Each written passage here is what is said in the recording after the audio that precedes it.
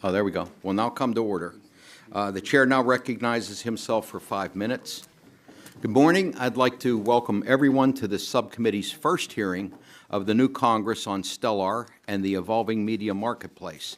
I'd also like to thank our witnesses for appearing before us today to discuss these important issues. 5 years ago, this committee passed the STELAR Reauthorization Act. This bill extended the authorization for satellite television companies to provide broadcast content to unserved households. According to the satellite TV industry, this provision enables roughly 870,000 customers in mostly rural communities to receive over-the-air broadcast television signals. These customers fall into a few categories. The first is households that cannot receive broadcast content using an antenna.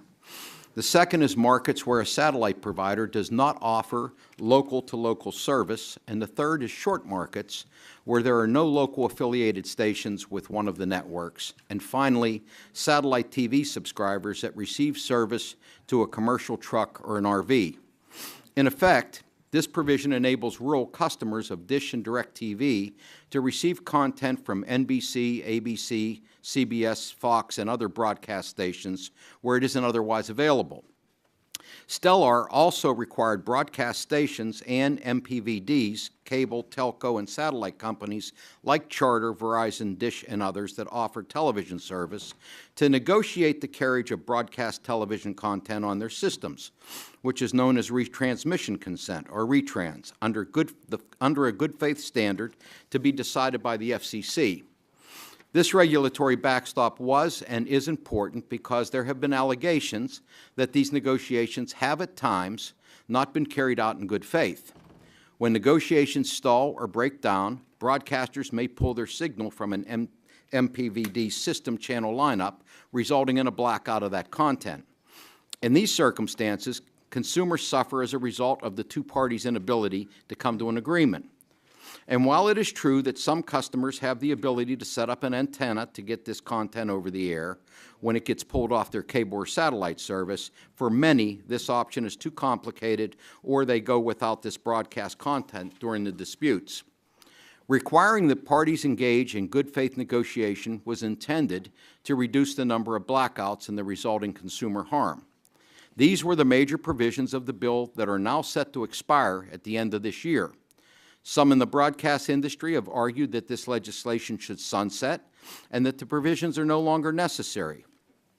While I agree that this law isn't a perfect solution, allowing this legislation to sunset would create a crisis that could result in nearly 1 million consumers losing access to important broadcast content. Allowing a lapse of the good faith standard in retransmission consent negotiation only invites bad behavior and consumer harm. More broadly, the media landscape has changed a lot in the last 5 years, with major consolidation occurring among broadcasters and MPVDs. Ms. Boyer, in her testimony, argues that this arms race between the two sides has resulted in increased rates for smaller rural cable providers who don't have the scale to get preferential rates and who oftentimes pay higher rates for the content than their larger rivals. However, across the board, we hear from MPVDs that the rates for retransmission consent are increasing. In recent years, we have also seen the rise of over-the-top providers like Sling, Hulu, and YouTube offering live television service over the Internet directly to consumers. This is a complex marketplace that consumers rely on for information and entertainment, and Americans pay a lot every year to get access to this content. I look forward to the testimony of our witnesses, and with that, I yield 1 minute to my friend from California, Ms. Eshu. I thank the chairman for yielding to me. I think today's hearing is not so much about choosing sides between broadcasters and cable. I think it's really about consumers who, I think, are losing out in the media market in two ways: blackouts and unexpected fees. Too often, consumers are held hostage during disputes between broadcasters and cable. In 2017, there were 213 blackouts, which is more than double the number from five years prior. I'm pleased to report that Mr. Scalise and I have agreed to champion legislation to end blackouts by overhauling outdated regulations. Next, I think we should also deal with the hundreds of millions of dollars of misleading, below-the-line fees that consumers get stuck with every year. My bill, H.R. 1220, the True Fees Act, simply requires that cable, phone, and internet providers include all fees in the prices they advertise to consumers. Kind of a common sense idea. And I think that it would ensure that consumers would then know exactly what they're paying when they sign up for a service. So thank you, Mr. Chairman. Look forward to a productive hearing, and thank you for yielding to me. I thank the gentlelady, and now the chair recognizes Mr. Latta, the ranking member of the subcommittee, for 5 minutes for his opening statement. Well, thank you, Mr. Chairman, and thank you very much for holding today's hearing, and thank you very much to our panel witnesses for being with us today. Today's hearing once again considers the interplay between local broadcasters and direct broadcast satellite services, known as STELAR. Key provisions of STELAR expire at the end of 2019, and I'm pleased that this subcommittee is continuing this process on the question of reauthorization that we started last year with a broader hearing examining the current state of the video marketplace. In this subcommittee's hearing last September, we learned about changes in consumers' viewing habits, such as the continuing rise of the over-the-top video services and notable shifts of advertising expenditures across the various mediums. Nevertheless, while online video services flourish and deliver exciting and innovative viewing alternatives, the bedrock of our video marketplace remains local broadcast programming. All of us rely on our local broadcasters for news, emergency updates, weather, traffic, community engagement, and local interest programming. Accordingly, this subcommittee has a duty to ensure that local broadcasters retain the ability to invest in infrastructure and programming that keeps all Americans connected to their communities. For 30 years, Congress has also played a key role in ensuring that rural Americans who are unable to receive an over-the-air broadcast network signal are able to receive local news and content via direct broadcast satellite services. Congress accomplished this in 1988 by creating a statutory copyright license fee that helped the direct broadcast satellite industry take root. But the video marketplace continues to evolve, and accordingly, every 5 years, we carefully examine whether this model should be reauthorized, repealed, or revised. Through each iteration of what we now call STELAR, we ask the expert subject matter agencies to report on effectiveness of statutory license fee model, and we hold hearings calling upon a broad collection of the stakeholders representing both consumers and the industry participants. I'm pleased that we have again seated a qualified panel of experts who can assist this committee to paint an accurate picture of this market. It's important that we foster a competitive video marketplace and ensure that all Americans continue to receive access to unbiased local news reports, up-to-the-minute weather updates, and critical information during emergencies. And for example, unfortunately last week in Ohio, we had a series of tornadoes, and folks back home, in my district particularly, had to rely on the local broadcast as to what was occurring. I look forward to working with the chairman and members of the subcommittee as we carefully examine reauthorization. And I thank our witnesses again. And at this time, I'm going to yield to Mr. Long. Thank you. Thank my friend for yielding. And I'd like to thank the witnesses for being here. And I'm especially happy to see a fellow Missourian, Ms. Boyers, here today, even though she did make the unfortunate decision to live in Jason Smith's district and not mine. But I was a real estate broker for 30 years. I still have a lot of friends. If you want to move into the best of the 435 congressional districts, we can set you up. I think we can all agree that the media and entertainment marketplace has and is rapidly evolving. There is more competition than ever, and government intervention is not always the answer.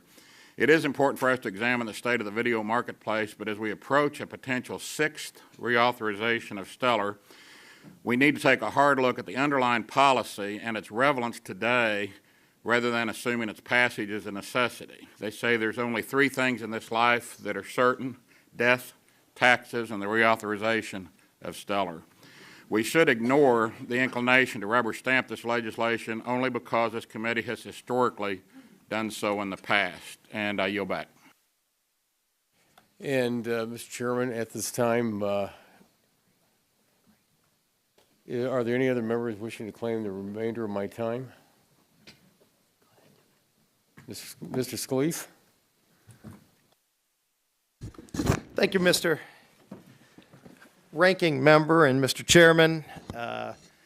Appreciate all of you coming to talk about STELA, and really not just STELA in the context of reauthorization in that silo, but it's a time it forces us, I think, to look at the entire marketplace, the entire video marketplace, and all the laws govern it, because I actually share the expressions of some of the panelists who talk about why they think STELA should expire. It's not because they think it should just go away, because they want more reforms. And some people might think that STELA going away gets us reform, but it really doesn't. STELA going away just brings us back to the fundamental 1992 Cable Act laws, the foundation, which is incredibly outdated. We've got a marketplace that's changed dramatically since 1992. I think everybody knows that. I mean, I literally can pull up content on this device right here, and it's not governed by, primarily most of what I would pull up is not governed by the 1992 Cable Act. Some actually is governed by the 1992 Cable Act. But if I go on the internet and pull something up, or if I'm over the top, why do we have such a diverse set of rules and laws that apply to a basic industry in our country? We need to reform the entire 1992 Cable Act. It's a long past time for this Congress to do it. I applaud Congresswoman Eshoo, and I know she spoke a few minutes ago. We've been working very closely, and hopefully we can get to that point where we reform the entire marketplace that regards video, and I appreciate the time, Mr. Chairman, and yield back. Gentleman yields back. I yield back. Chair now recognizes Mr. Pallone, Chairman of the full committee, for 5 minutes for his opening statement. Thank you, Chairman Doyle. For nearly 70 years, television has been a unifying thread in American society. It brings people together. Friends gather around to watch the big game, and co-workers share their theories about the twists and turns of the moment's must-watch series.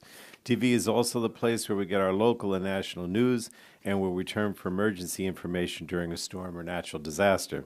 The hearing today may appear to be focused on a few discrete arcane provisions of communications and copyright law, but it is fundamentally about consumers getting access to broadcast programming, whether they are in urban or rural areas. And we should continue to focus on the timeless values that inform our media policy, and those are localism, diversity, and competition.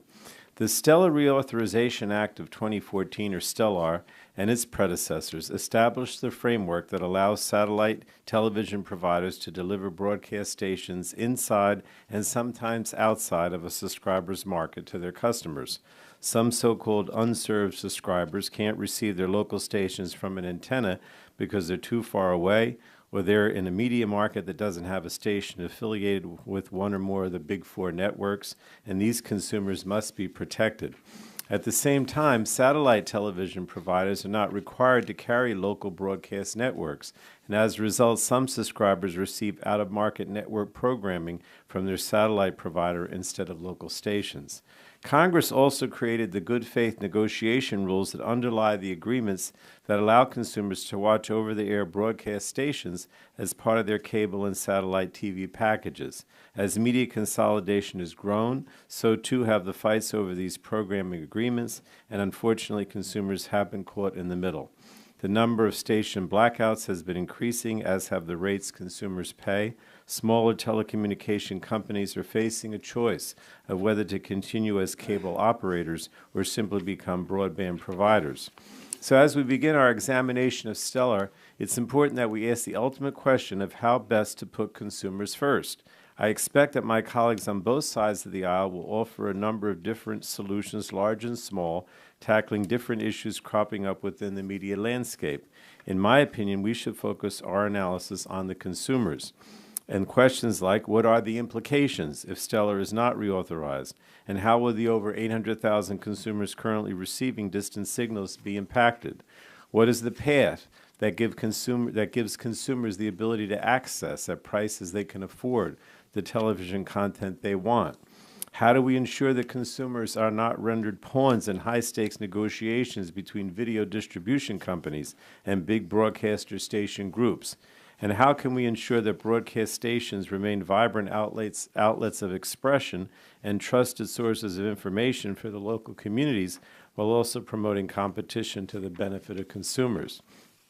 Also, how can we encourage the carrying of local programming at reasonable rates and that local programming reflects a diversity of views? So this committee will closely examine these issues and work together to find a consensus approach of moving forward.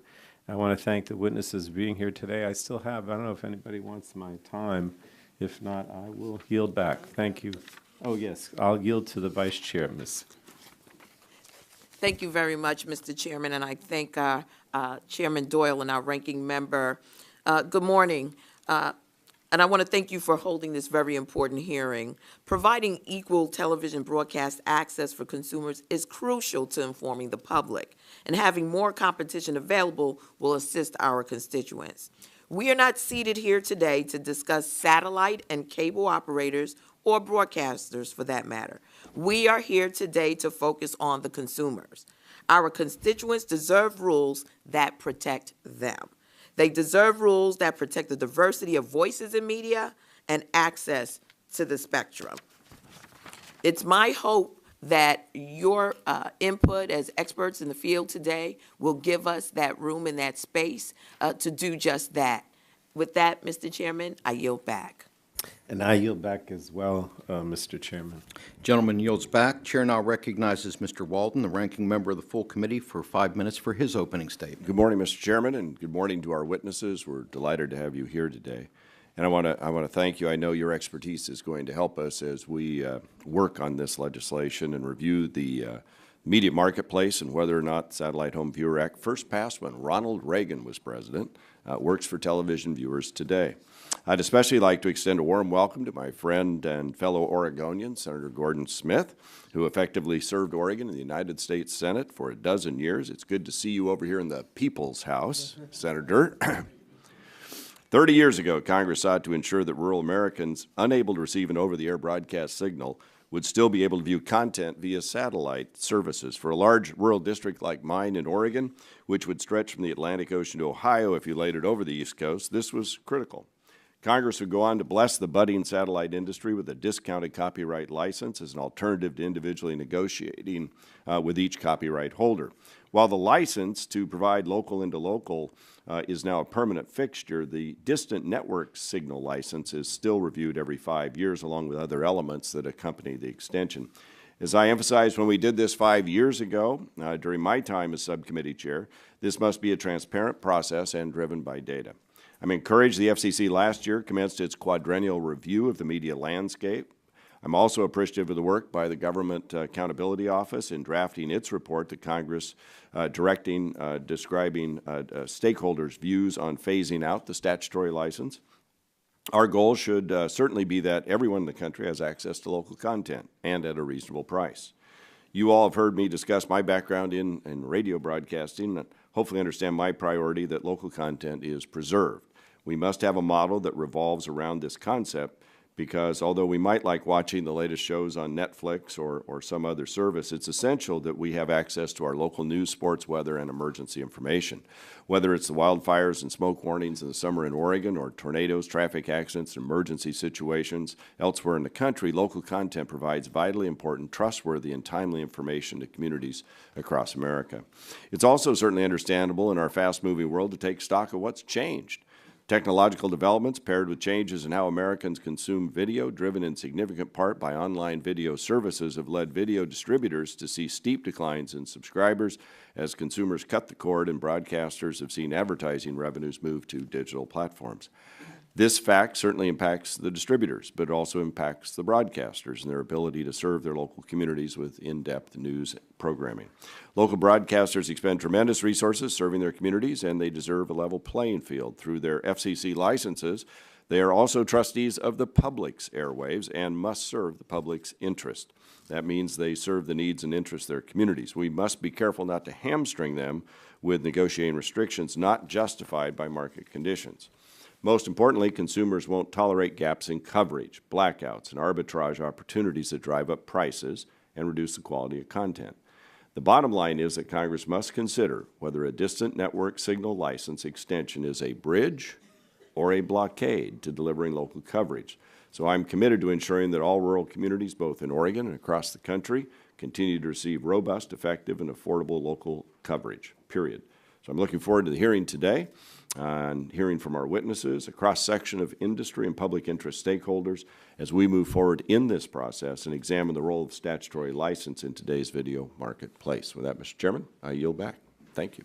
Gentleman yields back. Chair would like to remind members that pursuant to committee rules, all members' written opening statements will be made part of the record.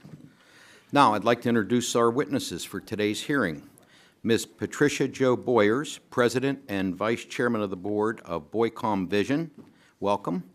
Mr. Robert Thune, Senior Vice President of Content Programming, AT&T Mobility and Entertainment. Welcome, sir. Senator Gordon Smith, President and CEO of the National Association of Broadcasters. Senator, welcome. And Mr. John Bergmeyer, Senior Counsel, Public Knowledge. Welcome, sir. We want to thank our witnesses for joining us today. We look forward to your testimony. At this time, the chair will now recognize each witness for 5 minutes to provide their opening statement. Before we begin, I would like to explain the lighting system. In front of you is a series of lights. The light will initially be green at the start of your opening statement. It will turn yellow when you have 1 minute left. So please start to wrap up your testimony at that point, and the light will turn red when your time expires. Ms. Boyers, you are now recognized for 5 minutes. And please make sure your microphone's on. Thank you. Good morning. I bring you greetings from the foothills of the Great Ozark Mountains in southeast Missouri. My husband and I started our mom and pop Boycom in 1992. This meant we had to take out a second mortgage on our home, and we used our farm as collateral. It's never been easy. Our systems are very rural. In most areas, you need a tomcat if you want kittens. So our systems are 147 miles from our local NBC affiliate and more than 75 miles away from our local NBC and CBS stations. Most of my subscribers can't get these signals free over the air, and none of these stations offer our local news, sports, or weather, no matter what others might tell you today. We have a very price-sensitive population. 4 of our 5 counties are perpetually impoverished. This simply means that the median annual household income of these counties has been below the national poverty level since the 1960 census. Yet, we survive. All of y'all already know about the retransmission consent problems from your constituents, double-digit price hikes, blackouts before marquee events, and requirements that carry channels to channels that no one's ever heard of. So the reality for us and other rural operators is things have gotten worse since the last satellite television reauthorization. First, broadcasters increasingly control multiple network affiliates within local markets. For instance, in my market, the same folks from Atlanta, Georgia, own both the local CBS and the ABC affiliates. This naturally leads to higher prices. There's no other game in town for us. And these 2 stations air the exact same local broadcast. Same weather guy, same news guy, same words, same news. So that's 1 station for the price of 2, and it's not even my local news unless we beat Cape Girardeau playing football. Secondly, broadcasters now control many more stations nationally. Years ago, I knew the owners of every broadcast station that I dealt with, all 3 of them. Now I deal with huge conglomerates. This means higher rates in the form of take-it-or-leave-it prices from the broadcasters who do not know where I am at or anything about my customers. And thirdly, broadcasters are acquiring these regional sports networks to increase their overall leverage in these bundling of contract renewals. This is especially egregious for us when Sinclair finally finishes their purchase of the Fox Sports Midwest, home of the Cardinals. Hell, we could drive all the way to St. Louis, buy tickets, hot dogs, popcorn, and beer for the price of what we're going to be paying Sinclair for a subscriber. So it's no wonder why the broadcasters want this law to sunset. But what's needed is sunshine on their behavior and their practices towards consumers and competition.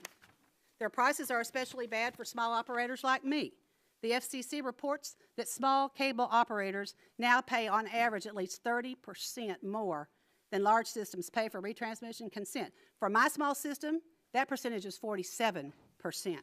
Today, the 4 affiliated broadcast stations make up 20% of my programming fees, and the rest is for the other 300 channels.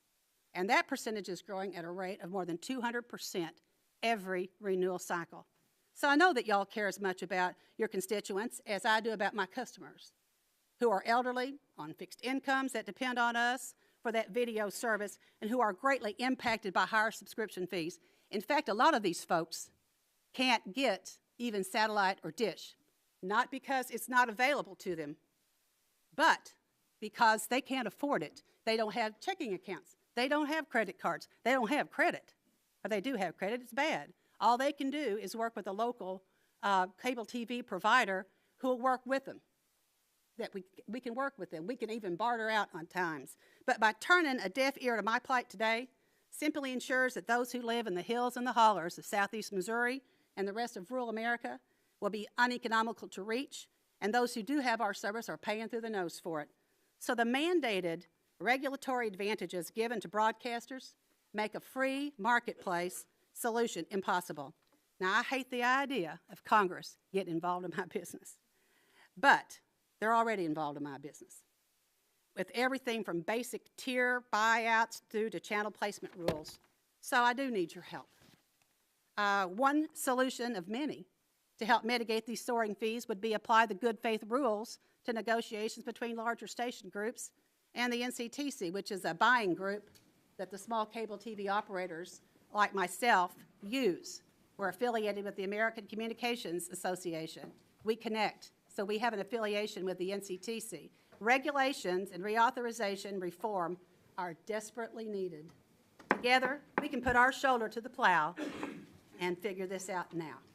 Thank you. Thank you very much. Chair now recognizes Mr. Thune for 5 minutes.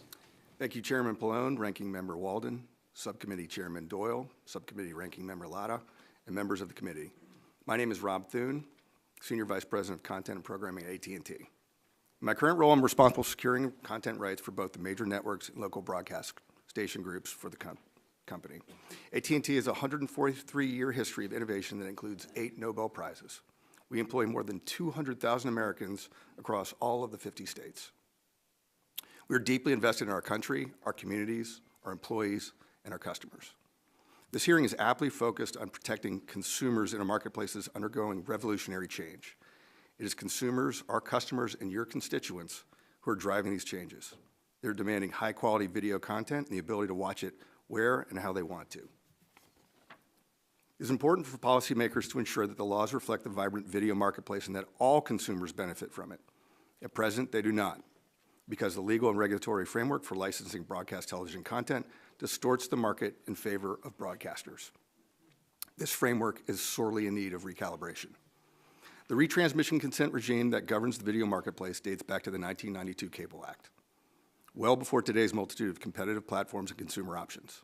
It was first put in place to help broadcasters obtain carriage on cable platforms that, at the time, were the only pay TV offering in most areas. Despite the competition in the video marketplace, broadcaster fees for carrying these stations have roughly doubled over the last 5 years.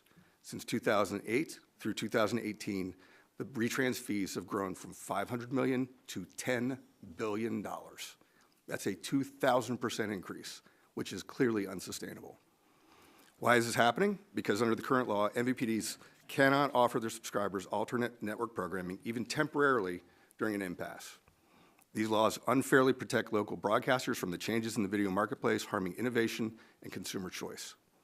When MVPDs attempt to limit the increases in these fees, local broadcasters, shielded with their statutory protections, respond with blackouts. Local broadcasters have shattered records for blackouts, and as I testify in front of you today, we face blackouts across 33 stations covering 25 markets. The cycle of increased local broadcast fees and blackouts unfairly penalizes the nearly 90 million pay TV customers that have chosen to keep their traditional TV service, which include over 20 million of our premium customers. Retransmission consent has become a weapon for broadcasters to use to the detriment of these consumers. It is time to modernize the law to reflect the current marketplace and to provide distributors a more level playing field with the local broadcasters. The marketplace has seen tremendous change since Congress last renewed the STELAR in 2014. There are now over 170 million over-the-top subscriptions, with Netflix having more subscribers than AT&T and Comcast combined. As it has done in every past renewal, Congress should view the STELAR renewal as an opportunity to fix the big problem in the video marketplace, the broken retransmission consent regime. To be clear, AT&T strongly supports the renewal of STELAR. STELAR contains provisions that benefit consumers, including the good faith negotiations requirements in the statutory copyright license, permitting satellite carriers to provide network programming to more than 870,000 satellite subscribers. Among these subscribers are hundreds of thousands of rural homes that broadcast stations fail to reach.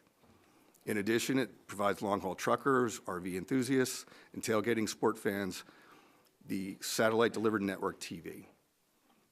Congress should take this opportunity to make permanent the satellite distance signal license that brings network service to hundreds of thousands of rural customers. STELAR's requirement that broadcasters and MVPDs negotiate in good faith serves an important backstop that places guideposts on these negotiations. We still have issues with stations refusing to negotiate fairly or even respond to offers in certain cases. Despite this, the good faith provisions are important to helping these negotiations along. The notion that broadcasters oppose this provision is emblematic of the challenges that we face under the current law. AT&T is grateful to the committee for holding this important hearing. We would like to also acknowledge and give thanks to the bipartisan efforts of Representatives Shue and Scalise to reform the broken retrans regime. We look forward to working with them and all of you to find a solution. I look forward to answering any questions you might have. Thank the gentleman. Now, Senator Smith, you're recognized for 5 minutes. Thank you, and good morning, Chairman Pallone and Doyle, ranking members Latta and Walden, and members of this distinguished subcommittee. My name is Gordon Smith. I'm the President and CEO of the National Association of Broadcasters. On behalf of the free and local broadcast television stations serving your hometowns, I appreciate the opportunity to testify on how Congress can ensure that viewers are better able to access their local news, sports, weather, emergency information by allowing the expiring provisions of STELAR to sunset this year. Today's STELAR is not only unnecessary due to considerable advances in the media marketplace, but any reauthorization will further harm the satellite viewers that are currently denied access to their local television stations as a result of this law. For these reasons, broadcasters oppose STELAR's reauthorization. Similarly, the Copyright Office, the expert agency charged with administering STELAR's license, released a report yesterday calling for its expiration. In today's competitive media landscape, local broadcast television remains the most watched source of news, emergency updates, entertainment, programming, sports, and investigative journalism, something that is in trouble in this country. And in communities across America, we are their lifeline. Our viewers turn to local stations to get weather reports, learn how to help neighbors in need, and watch trusted local news anchors give an unbiased view of what's happening in their communities. Local broadcasting is a critical electronic thread that keeps every community together, informed and safe. The exceptions to the benefits afforded by this local broadcast system are those communities that continue to be served by out-of-market stations as a result of STELAR. In 1988, when the original satellite law was enacted, viewers had two predominant choices for video programming: over-the-air broadcasting, television, or subscription cable package offered by a single local provider. That satellite legislation, a predecessor of STELAR, was hugely successful in enabling the nascent satellite television companies to better compete with cable's monopoly. But it was never meant to be permanent, and it gave satellite operators a crutch, to the ability to serve local viewers with out-of-market network programming at below-market rates and without having to negotiate for it. But 30 years later, today's media market is virtually unrecognizable and dramatically different, even compared to just 5 years ago at the last STELAR renewal. Those nascent satellite companies that Congress subsidized are now multi-billion-dollar behemoths. And today's competition for viewers comes not from those giant pay TV providers and their cable brethren, but also by unregulated behemoth tech companies such as Facebook, Google, and online video providers like Netflix and Amazon. Most importantly, No technological impediment exists today to prevent AT&T and DirecTV and Dish from providing local broadcast channels to their subscribers across the country. Yet STELAR's distant signal provisions incentivize those companies to serve a shrinking universe of eligible viewers with out-of-market stations because of this subsidy. To put this in practical terms, DirecTV subscribers in Ottumwa, Iowa, saw a news story about a garbage truck catching fire in Los Angeles. The local news they should have seen is that of crop insurance prices rising and its impact on farmers in their state, in the Hawkeye State. Well, during times of emergency, the difference between what STELAR viewers see versus the local broadcast news is stark. This is a business decision that a $200 billion AT&T DirecTV is making in 12 rural markets across America, a choice that puts their profits ahead of service to consumers and ahead of the safety of communities. Broadcast and viewers salute Congressman Loebsack and other members of Congress who have highlighted this STELAR harm. To end this consumer harm and to modernize the video marketplace laws, Congress should allow STELAR to expire as it was originally intended. There's no policy justification or technological reason for this outdated law to be reauthorized.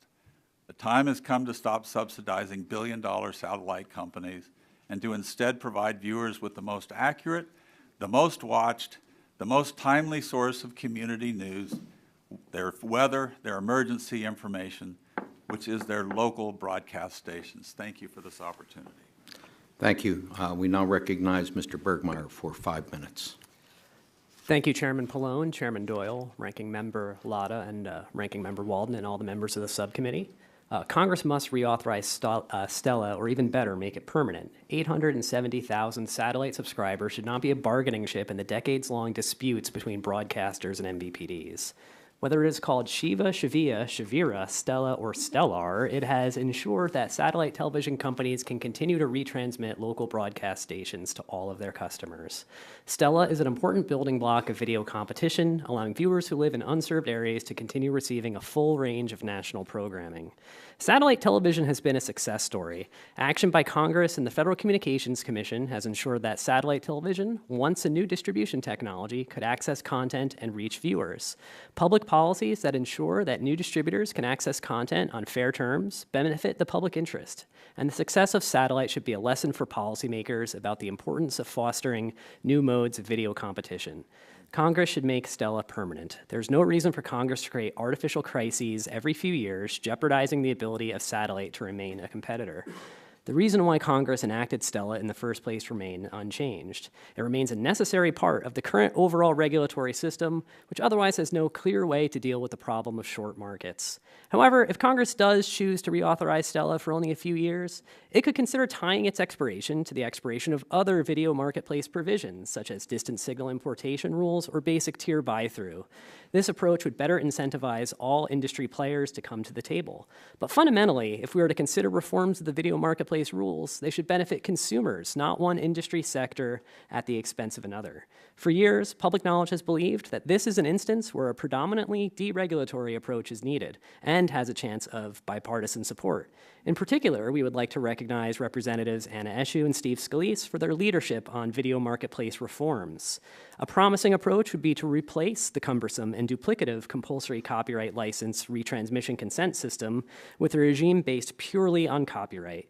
This would better align the interests of programming creators and distributors and eliminate duplicative negotiations. It would ensure that local broadcasters have the incentive to produce original, relevant local programming they would own the rights to, that they could then license to MVPDs and online video distributors.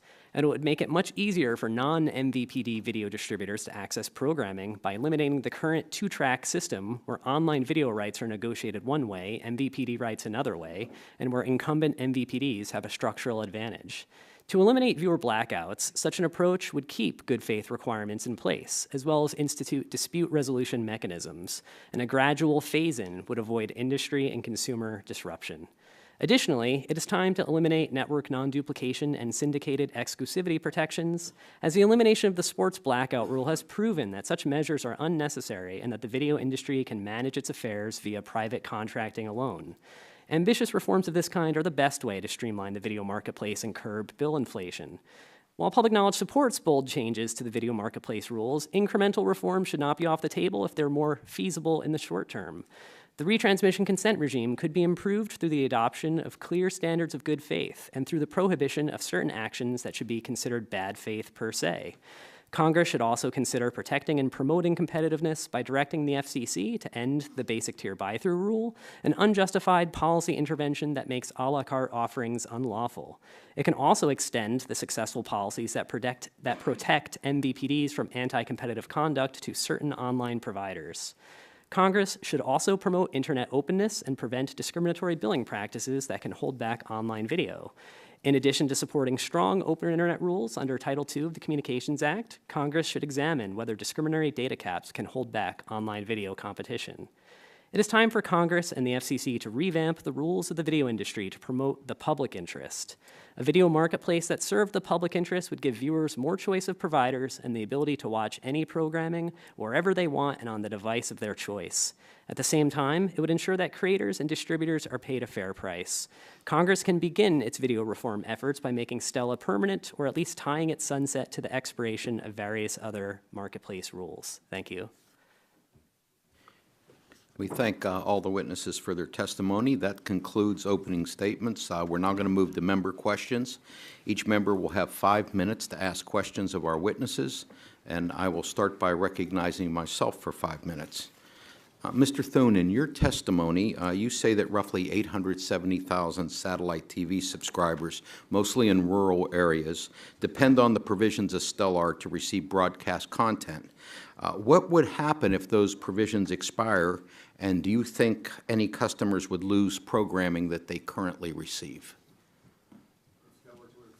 Is your microphone on? Sorry. If STELAR is to expire, those customers simply would not receive broadcast stations. No signals, and they would lose access to that programming. Senator Smith, what do you think about that? Well, right now there are 12 markets that AT&T does not provide local news to that it could, but it chooses not to. There's no technological reason that they couldn't. The market has fundamentally changed, and renewing STELAR just simply perpetuates that harm to many communities, specifically Mr. Lobsak's. That would continue. Ms. Boyers, let me ask you, what would be the consequences if Congress allows STELAR to expire, specifically the good faith provisions related to retransmission consent negotiations? Well, thank you, Congressman. It's important because the reauthorization gives Congress that ability every 5 years to reexamine the marketplace, to make necessary changes that protect customers, consumers, your constituents, and competition. And less oversight by Congress of its critical role here means harm to consumers and to competition, because the broadcast industry, which has already shown a willingness every year to raise their prices to consumers and increase their broadband TV or their broadcast TV blackouts, will have no check and no balance whatsoever. That's not good for your constituents, my consumers, my folks that we provide service to. It's kind of that David and Goliath thing for us. I've got 3,000 subscribers. You know, I'm just 3,000 subscribers. I'm really just a gnat. You know, I said that this morning. I'm just a gnat on the butt of life, because whenever you think in terms of retransmission consent, they don't care. They don't care about me. They don't care that it costs me $12.16 a month for my 4 channels. They don't care. I mean, that's more than I pay for ESPN or anything else. It's like David and Goliath. You know, Mr. David Thune. needed God to help him fight Goliath, and we need you to help us with retransmission consent. Pretty close line drawn there. How about you, Mr. Thune? What do you think about the good faith provisions related to retransmission consent negotiations? Well, I think they're critical. And as they sit today, they're extremely loose. They're a guidepost for negotiations, but they don't work perfectly. We're currently in a situation where we have blackouts because we put a proposal on the table 60 days ago across 7 broadcasters. They refused to respond. They didn't want to do a deal independently of each other. They wanted to do them all together. Therefore, they gave us no ability to keep the signals up. They took them away. So I welcome divine intervention as well in this, because we're having an unsustainable path of pricing increases that goes straight to the consumer, and that's a bad place to be. Senator Smith, what do you think? I think I've heard from those 7 broadcasters, all of whom have said that they've offered them to keep the signal up, and AT&T has said no. If we're talking about the same one, I don't know. But I know that if you want to go through the lamentable catalog of bad faith, what you will find is that there have been very few uses of this good faith provision, and never have the broadcasters been found guilty of operating and negotiating in bad faith. Never in all the history of it. And we're committed to good faith. Ms. Boyers and Mr. Thune, I understand that there's a large number of TV markets in this country that are duopolies, triopolies, and in 2 cases, a single entity owns all 4 of the big 4 broadcast networks in a single market. Tell me, what impact does this consolidation have on you and your customers? Shall I go? Sure. We have one company out of Atlanta, Georgia, that owns 2 of my 4, and it creates a much larger price because they can come in and say, you know, little boy, we really don't want to mess with you. Here's it, take it or leave it. But those good faith regulations help us to still have a seat at that table, irregardless of how egregious that price is. Mr. Boyer, you have 17 seconds left. Mr. Thune. It absolutely leads to price increases. Not ironically, one of those markets that has, I believe there are 2 markets that have quadropolies. One of those, we currently do not have signals because the broadcaster has been given too much power through the consolidation of those stations in that market. I don't think that's the way the law was intended to happen, but there are loopholes in it that allow these broadcasters to put other signals on low-powered stations as well as multicast signals that create undue market power to them. I see my time's expired, so thank you very much to all the witnesses. And Chair now recognizes Mr. Latta, the subcommittee ranking member, for 5 minutes to ask questions. Thank you, Mr. Chairman. And to Senator Smith, I believe that local broadcasting is important to my constituents and provides vital information and services to our communities. As I mentioned a little earlier, we all know that weather and traffic reports are the crowd favorites, but I appreciate the focus on local news programming and interest in building up the local area. I've also noticed in my hometown of Bowling Green and the communities nearby that broadcasters are engaged in community activities that put on local fundraisers, toy drives, and other charity events. Also, I've held 2 large public forums in my district on the tragic opioid crisis, which were moderated by local news anchors on their own time. It's evident that local broadcasters want to help build and maintain strong communities outside the newsroom. With that, Senator, I am curious if people want to receive out-of-state rather than local broadcast programming, and does STELAR encourage providers to offer local broadcast signals?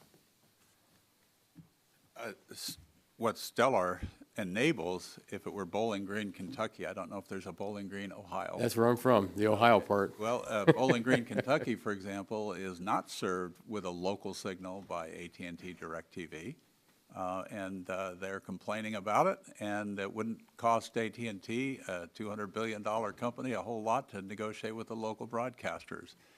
But to me, the whole point of the distant signal was just to give them some breathing space to get big enough to compete with cable, so that over time, when technology made it possible, and it does, they would then, as they promised to do long ago, provide local into local in every one of the 212 markets in the country. That has not happened, and it should have. There's no reason for it not to. Let me follow up to you, Mr. Thune. From a satellite perspective, what barriers do satellite MVPDs face in providing local programming? Well, in the 12 markets, we do serve those constituents with local broadcasting. We happen to have an over-the-air solution that's integrated in our set-top box that provides a seamless experience to our customers. So we do, in fact, in those markets, do provide local programming. The impediments to providing it are also cost. If we have to turn around, and by the way, of the 12 markets that we don't service, they're either, in all cases except for one, all duopolies, double duopolies, or triopolies. And the one market that isn't is a short market. So when you face that going into those markets with, again, stations somehow circumventing what I think the laws were intended to have, multiple stations, that makes it even harder to enter into those markets. Thank you. Ms. Boyers, STELA was intended to help rural Americans receive local news, but your testimony makes it clear that you don't believe STELAR is properly serving rural America. How can we ensure that constituents like mine in rural areas are not disproportionately impacted by either reforming or repealing STELAR? Well, obviously, a rewrite, as Mr. Scalise, a rewrite of the Communications Act would be awesome. But we also know that maybe granular level, small changes are what's needed. In a situation where the signal does get everywhere through satellite dishes and through us, the ever-increasing prices, they have the same problem we have in getting that signal to our customers because of the price. Now, if you're down in the hill in a holler at Clearwater Lake in Piedmont, Missouri, you're not getting anything. If you don't have Boycom, you're not getting anything. If you're on a fixed income and your credit's bad, you can't get Dish, you can't get, DirecTV. If you don't have Boycom, you're not getting anything. So those are the customers that we're concerned about. That makes up the bulk of my customers, are those folks that are economically impaired and do not have the ability. So STELAR is very important for us with the good faith rules that are on the board.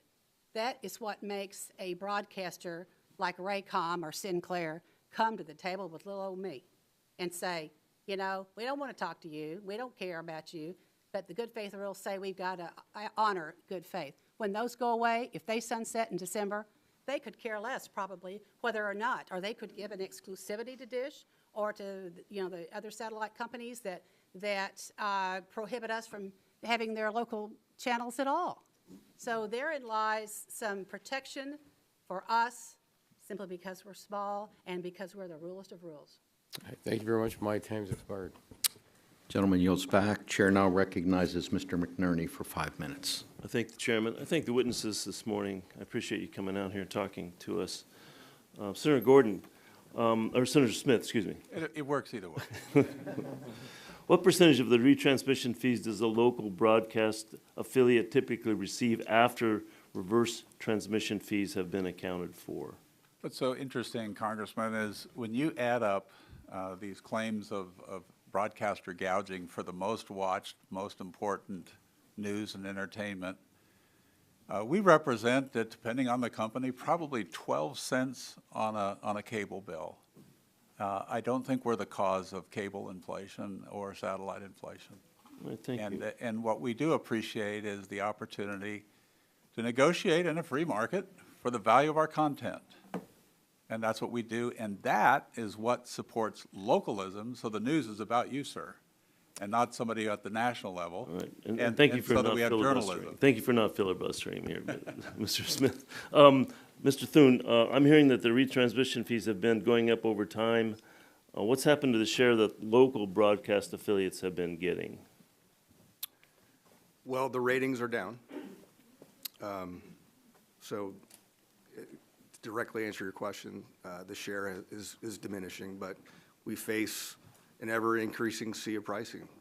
And so I'm not sure where the 12 cents comes from, but that certainly isn't the bill that we pay to any individual station. It's much higher than that. So it's a burden that we have to take on and ultimately our consumers take on, and it's a bad policy. And it's a bad place for our customers to be in if their bills are continuously going to go up, certainly at the clip that broadcasting fees are going up. Thank you. Well, between local broadcast affiliates receiving a smaller portion of the retransmission fees and the relaxation of media ownership rules over the past 2 years, I'm concerned that the principle of localism, one of the core principles behind broadcast licenses, is being undermined, and consumers have less access to local.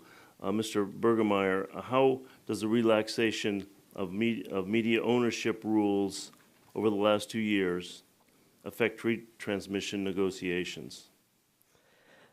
Yeah, I mean, I certainly share the goal of localism. I think local content is very important to viewers. I question whether the current Rube Goldberg-like regulatory scheme that we have in place is the best way to promote localism. And one of the things that has undermined localism the most is broadcaster consolidation. When you have broadcasters, they're not really local broadcasters. They're owned by a national chain that spans the country. Companies like Sinclair and Nexstar, which are just as big and powerful as any of the other media companies that are more, known brand names to consumers. And I think that structure where different stations are linked together as part of single retransmission consent negotiations, where the carriage of cable content is part of local signal retransmission negotiations, crowds out small independent programmers, which harms the diversity of programming generally. And it's really hard to see how this system benefits localism in any significant way. Well, you're using the word consolidation as music to my ears, Mr. Bergemeyer. Thank you for saying that. Mr. Thune, in your written testimony, you note that while in 2014 Congress prohibited local stations from jointly negotiating for retransmission consent, broadcasters have found ways around these prohibitions. What are the ways that they're using to get around the prohibitions? Sure. Like I said previously, they're using the multicast feeds as a vehicle to put another Big Four station upon their one broadcast stream. As well, they're buying low-power stations and placing these Big Four networks upon them. So we face seemingly more and more markets that have more than one station owned by the same company. And that ultimately is, the numbers always prove out, leads to higher prices, and which is a bad thing for our consumers. Ms. Boyers, please describe what effect blackouts have on your viewers and their relationship to your business. Well, in my particular neck of the woods, we don't have blackouts. We just simply don't. There's no place where anything that we have to say or do is controversial enough for the broadcaster to cut their signal off to me. In my statement, obviously, we're 75 to 147 miles away from our local affiliates. All right. Thank you, Mr. Chairman. I'll give you 9 seconds. Thank the gentleman. Chair now recognizes the ranking member of the full committee, Mr. Walden. Thank you, Mr. Chairman.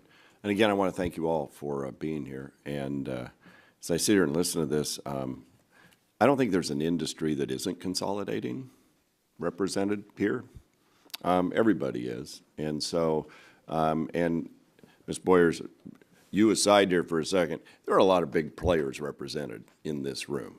I'm honored. And so you too could be a big player someday if you just keep growing out of the hollers and the hills and all that. Yeah, yeah, it is. It's tough serving rural areas. My district's enormous, and so I care a lot about how we get affordable programming to consumers. But I also know that programming has great value, or you all wouldn't be having this discussion. So it is how you set the value. In my opening statement, I talked about some of that. And then, the Copyright Office just wrote to the Judiciary Committee yesterday, and they recommended that the license be allowed to sunset due to its limited current usage, the distant signal license. And I'd like to ask that the letter be entered into the record, Mr. Chairman. I think you have a copy of that. If not, we'll provide. Without objection, so ordered. So according to the Copyright Office data, royalties paid under the license have plummeted since we last reauthorized this act in 2014. They're down somewhere around 85 to 87% nationwide. And they say this is, and I quote, due to a dramatic decline in total subscribers, which in turn is affected by, 1, a drop in the overall number of distant network stations carried, and 2, the disappearance of non-network superstations such as WGN, close quote. Senator Smith, NAB has estimated that about 500,000 households get at least one distant signal.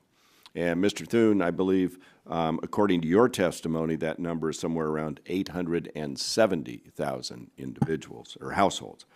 Can each of you explain what those numbers are based on and what you think explains the discrepancy there between 500,000 households and 870,000 households? Mr. Smith? Yeah, Congressman, I think the only way they could get to an 800,000 number is to include the CW network, which is not about localism. Okay. Mr. Thune? Is that what happens? I'm not sure of the detail behind all the subscribers that go into those numbers. All I know is that the numbers are the direct relationships that we have to customers related to distance signals, and that those numbers are combined with dishes, and I assume they use the same measurement and have the same number of, or they apply the same standard in gathering their numbers, but those are the relationships combined between the companies that we have And can you, with those customers. could you look into that more and provide it for us, maybe, for the record, after this? We'll have our team work with you guys to All provide right, that. perfect. Now, Ms. Boyers, I want to go back to you because our friend at the end talked about the importance of net neutrality somehow in this hearing and Title II. And I'm curious, as a small provider, what net neutrality Title II regulations on you might have meant and might mean going forward if they were restored. Well, obviously, we do not favor reinstating Title II. Why is that? That classification of broadband for us and hundreds of ACA Connect's members do not support y'all enacting open internet legislation that would apply in all jurisdictions across the country and to all firms operating in the internet ecosystem. No one should be able to block or otherwise impair broadband internet access service subscribers from accessing lawful content, subject to reasonable network practices, and no one should be able to engage in unreasonable discrimination and paid prioritization. We follow good faith practices as well in our businesses. And so all providers should be required to disclose to customers key information about their service. We do all those things. Right. We're a good player in that realm.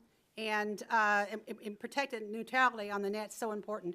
I don't think it's productive to consider this issue as part of STELAR.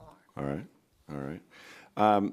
So Senator Smith said that broadcasters, I think he said, represent about 12 cents of the overall cable bill. Is that right? Where do you get that number? And It's a number that's not difficult to calculate. We follow it fairly regularly as an association. And Mr. Thune, what do you say about that? I'm not sure. I wish they were that low. Now, this is the overall cable bill, right? Yeah, our numbers are significantly higher than that. I don't have the exact number in front of me, but I can tell you the number of 12 cents is dwarfed by what we pay overall for retransmission. For retrans, all right. Ms. Boyers? $12.16 a subscriber as of March the 31st, 2019, right off of my P&L. And that's for retrans? For stations. Now, what do you pay for other programming services? $62.12. Okay. 79% of my retail cable programming, 79% is programming. And 20% of that 79% is 4 channels. You know what I really like, Mr. Chairman, about a small operator? She knows her numbers. Hell yes. Hell yes. You heard it right there. It's my pocketbook. That's right. I was a small market radio station owner. I knew my numbers sir. too. You don't So know where it's at. I've gone way over. I appreciate all your testimony as we work on this issue. Thank you. Chair now recognizes Mr. Loebsack for 5 minutes. Thank you, Mr. Chair and Ranking Member, for having this hearing today and all the witnesses here. I really appreciate it. It's always enlightening to hear from different points of view because this is a pretty complicated topic and we've got a lot of different points of view represented. And unfortunately, the consumer is the one who's in the middle of all this. And those are the folks, the consumers, I think, that we need to be focusing on. My constituents, the constituents of all of us here.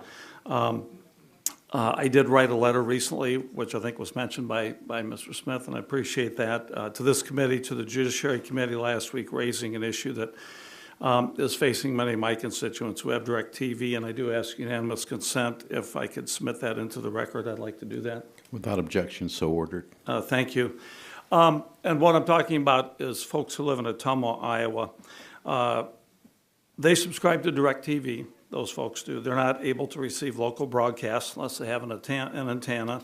In fact, I was interviewed by one of those stations over the weekend, and they asked me, what I thought about all this. And I said, well, we're having this hearing, and we'll let you know more about what comes of it. But they knew about my letter, obviously. And in many places, even an antenna won't pick up the local broadcasts. And this, again, is Ottumwa, Iowa, southeast Iowa. Some of you may be aware of that. Mr. Thune, one of the things I talk a lot about on this committee is rural broadband. In many rural areas, the business case to build out broadband is very difficult, if not impossible. because there isn't enough infrastructure there, and it costs a lot of money, obviously. But with satellites, it seems the business case for local and to local shouldn't be all that hard, given that DirecTV is already beaming signals into Ottumwa. So does AT&T DirecTV have any intention to bring local service to my constituents in the near future? Well, we think we do. We provide it through a local antenna. We have an integrated solution in our set-top box that takes the signals over the air, pumps it through our set-top box, and subscribers can enjoy DVR functionality, closed captioning, parental controls. So we do have that in place. And we also, for those customers, we take $3 off their bill, regardless of the package that they're in. So, Well, what solution is there for your customers who can't access the signal via antenna? well, I think it's partially incumbent on the broadcasters as well.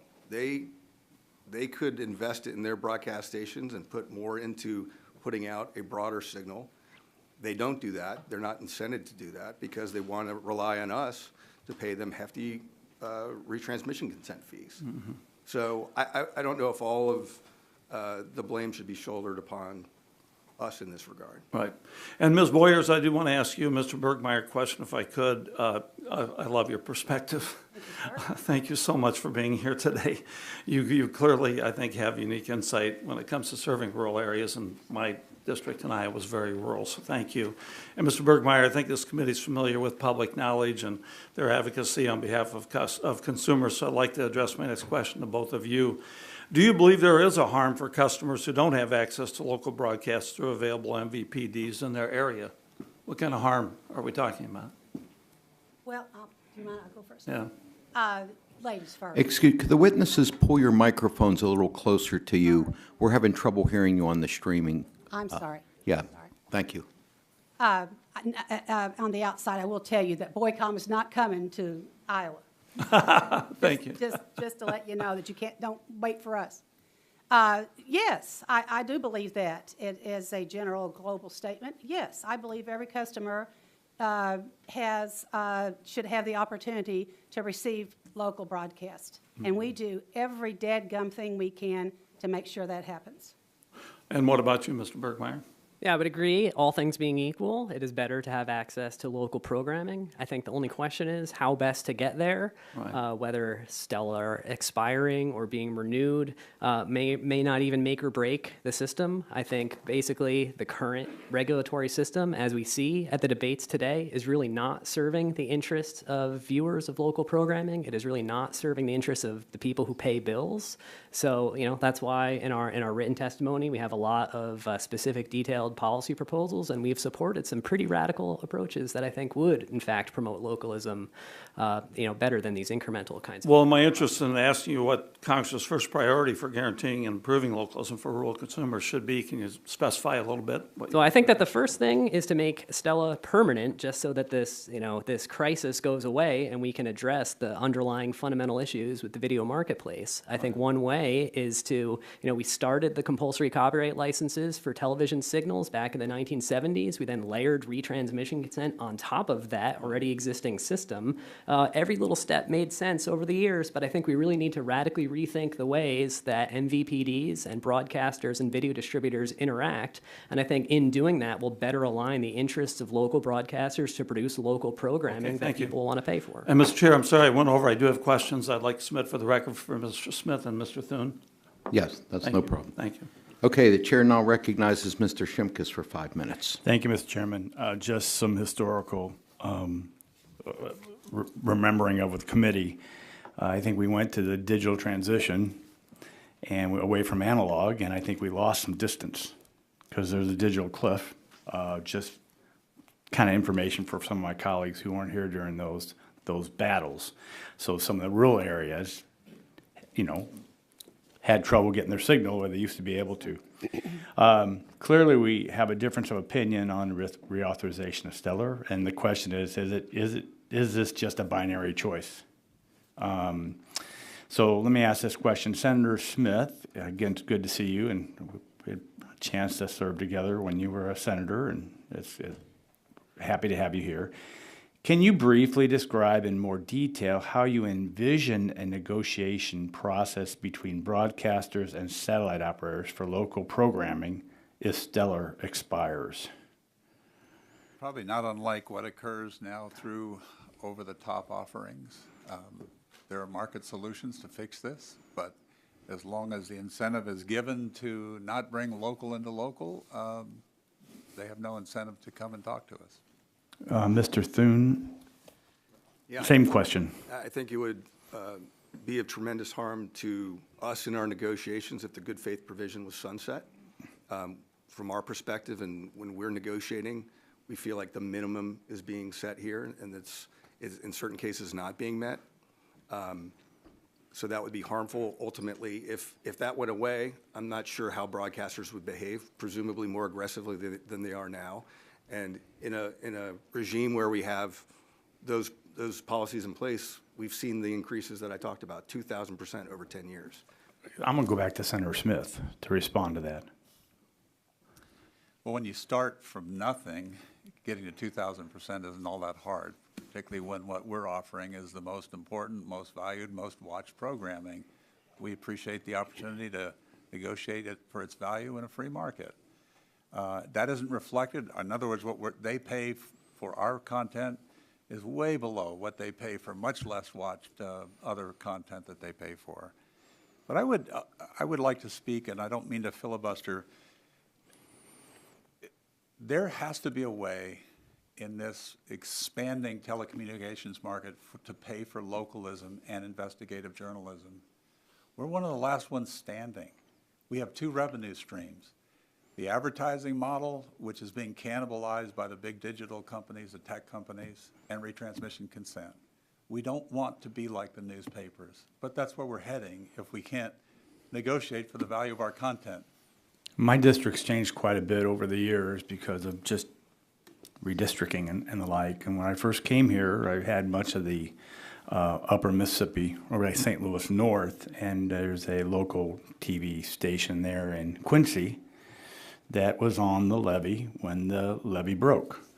I get torn. I believe in the need of local broadcasters and local programming. I fear consolidation and purchasing power where we lose the stories of local high school teams and emergency activity and stuff. So we want to, as much as we can, keep that localism. And sometimes consolidation helps because it does provide more dollars to coverage. There's some consolidation in that part of the state, and you get better weather coverage because of the competition. But let me turn to Ms. Boyer. The current system is challenging for you in negotiations currently, right? Yes, sir. So you're caught between a rock and a hard place. Yes, sir. And I would ask you to, if it's a keep it or not keep it, maybe there's a middle ground of where you think the small providers are adequately listened to versus, again, if it's just a binary choice between one or the others, I don't see how you're served by either. Well, and for 1 second, if I could defer a little bit to Well, you got Mr. 10 Smith. seconds Oh, to I know. defer. We did a survey in 2018 of my broadcast channels. All my customers, 47% return on a survey on a daggum postcard. 61% watch our CBS affiliate. 21% watch our NBC affiliate. Reverse that, ABC. 6% watch the affiliate that's 147 miles away. So I beg to differ that it's the most important programming. However, in my neck of the woods, if your horse dies, you wait till it's dead before you take your saddle off. All of the things that have been happening in every revision of STELAR has incrementally helped through some retransmission consent, just some little idiosyncrasies that have helped the process along for me. And to sunset this without anything to provide for that, I have no place to move my saddle. Gentleman's time has expired. Chair now recognizes Mr. McEachin for 5 minutes. Thank you, Mr. Chairman, and thank you for holding this hearing. Local broadcast television remains a vital resource for consumers to receive information about their communities including in times of severe weather and natural disasters. This role will only grow more important in time as climate change worsens and severe weather becomes more frequent and dangerous. Local broadcasters must be able to continue to get timely information to their communities in order to help keep them safe. Despite the important role played by local broadcast television, especially in times of danger, retransmission blackouts remain a problem. In 2017 and 2018, there were approximately 213 and 165 disruptions of service to consumers nationwide, respectively. In the 6 months of 2019, we've already had 62 blackouts across the nation. While blackouts have fluctuated annually, these numbers in comparison to 2010, when there were only 8 blackouts, are unacceptable. Senator Smith, first of all, thank you for being here. I'm going to ask the same question of Mr. Thune in just a moment, but I would like to start with you. Why do you believe blackouts are occurring despite existing good faith provisions, and what would be the effect on markets and consumers were these STELAR provisions to expire? First of all, Congressman, I would make the observation that 99% of them are negotiated successfully without any interruption. We also point out that if people just want to keep the digital antenna that comes with their TV set, all they got to do is plug that into the other output, hit input, and they got all the local television that you can get over the air. I don't know where retrans is in terms of it finding its market. I leave that to business people that I represent, that he represents. At the end of the day, we don't like them, but we're always on, we're always available if people want to use their antenna.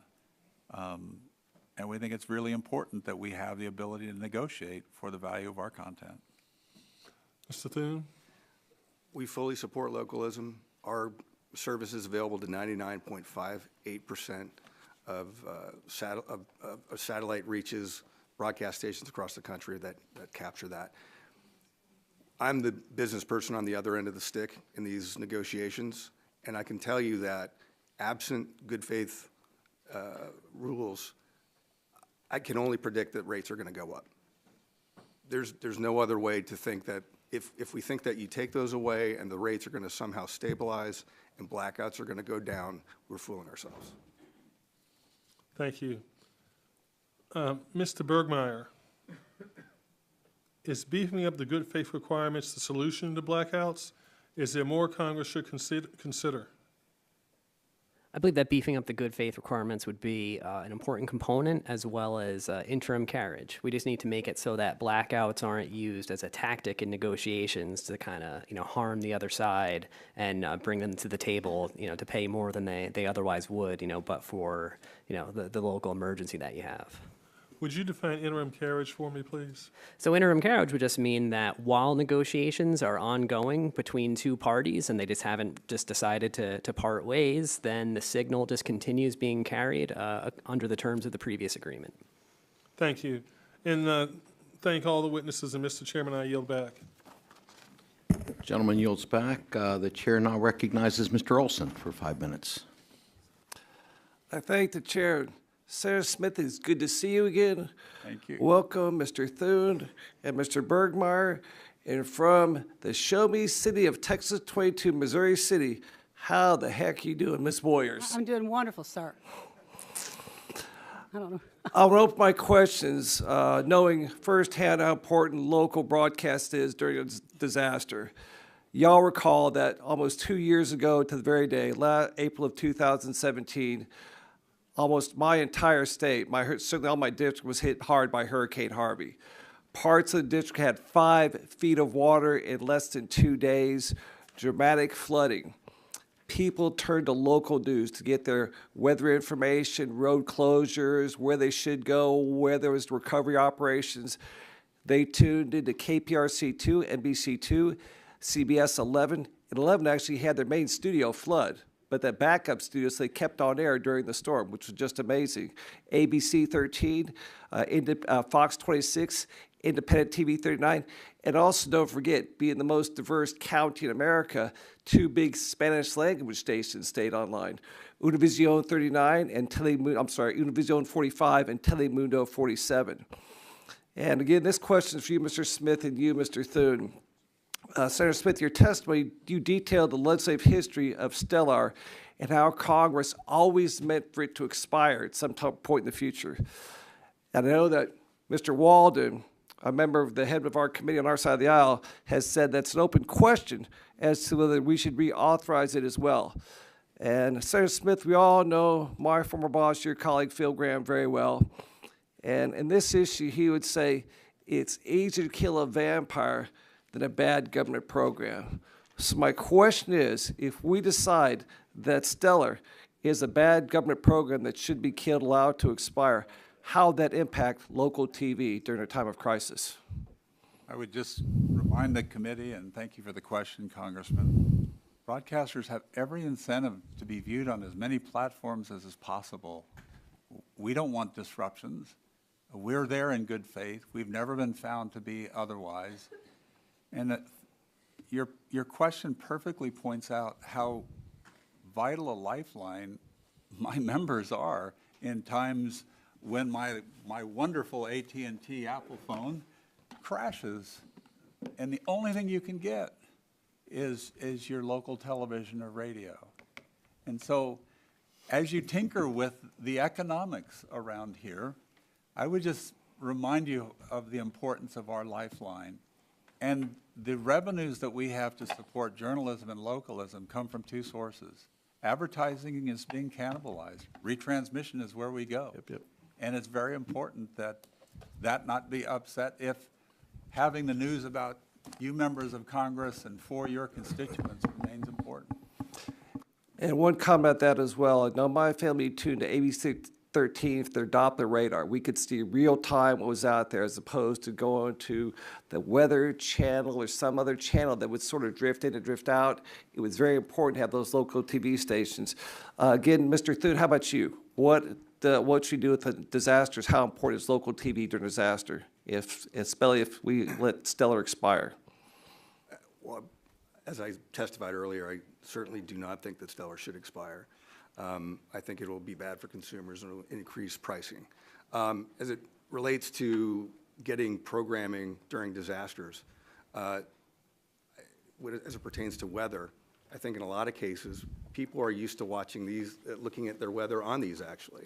I don't know many people who sit around waiting for weather on the 8th. It does happen, but more and more you're looking at your Weather Channel app or your weather app to see what's happening, when it's going to happen. That's not the solution necessarily. We do have other national program that is available, but in these cases, we certainly would rather be up than down with your broadcast partners, but unfortunately, that's not always the case. We have contentious relationships with them because of the prices that they seek, and the services go down during bad weather, but they also go down during times when broadcasters are being unreasonable. One final question, you, Senator Smith. I'm sorry, ma'am. One more for Senator Smith. I'm sorry about that, but I got to ask this question. Victoria, Texas, has a colleague there named Representative Michael Cloud. He sent a letter to judiciary leadership asking about making sure STELAR was allowed to expire. He talked about how bad it is for his hometown of Victoria. I actually just sent in the record, please, Mr. Chair, if that's all right. Without objection, so ordered. Victoria is not a small town. Population of 62,592 with the census of 2010. San Angelo, Texas, out there west, is not a small town either. Population 100,450. The census modified in 2014. Both these towns have issues with getting TV reception because of STELAR. So, Senator Smith, can you explain how STELAR is responsible for 170,000 Texans in Victoria and San Angelo for not having access to local news TV stations? If he can do that in 5 seconds, I'll let him answer, but we're 45 seconds over your time. Well, if I understand your question, Congressman, obviously we want your constituents to have our product. It's to negotiate it with the satellite and cable providers, and then hopefully they can put up an antenna if all else fails and get it for free. I'm the only one up here offering everything for free if you don't want to pay a subscription pay TV thing. Gentleman's time has expired. Chair now recognizes Mr. Soto. Thank you, Mr. Chairman. I bring greetings from Orlando, the 18th largest media market in the nation and growing. In our area, we're really worried about diversity in programming and increasing local content. And I worry about the homogenization of programming across the nation. There are so many great local talents across this nation that really need to have a voice. I also worry about Spanish language and Creole stations. Every couple of years, we seem to have a crisis about certain programs being blocked, either in Florida or Puerto Rico. I wanted to start with you, Mr. Thune. Regarding basic diversity requirements, if we were to put some in place as a condition of reauthorization of STELA, would that be something that you all would be supportive of?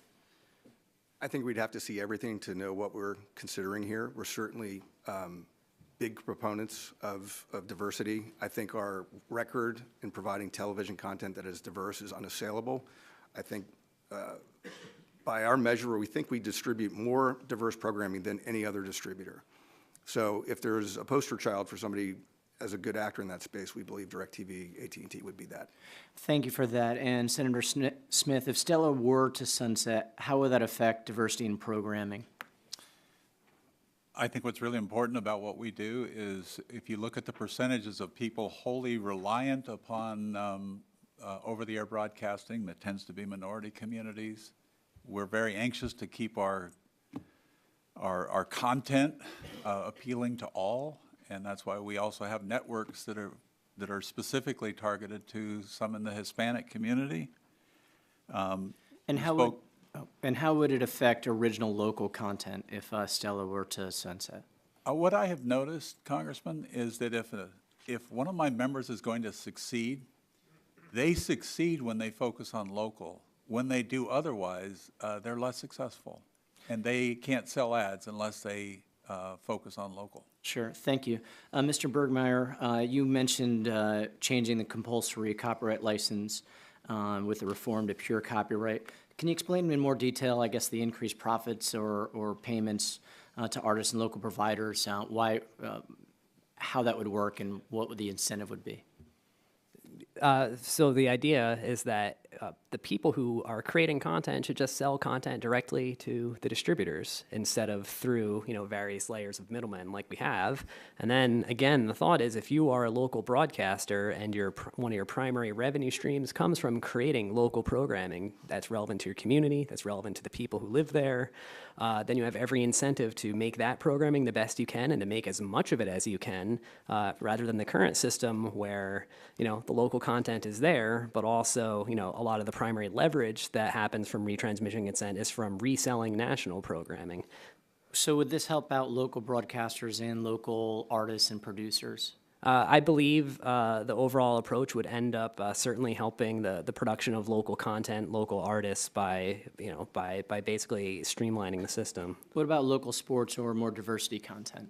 Yeah, so I think that there's this notion that if you got the government out of the way somehow, that automatically localism would be fixed. When I'm looking at how online video works today, I'm noticing that CBS has CBS All Access that they're distributing without any local broadcasters at all. You have virtual MVPDs like YouTube TV, DirecTV Now. A lot of them are missing the local broadcast content.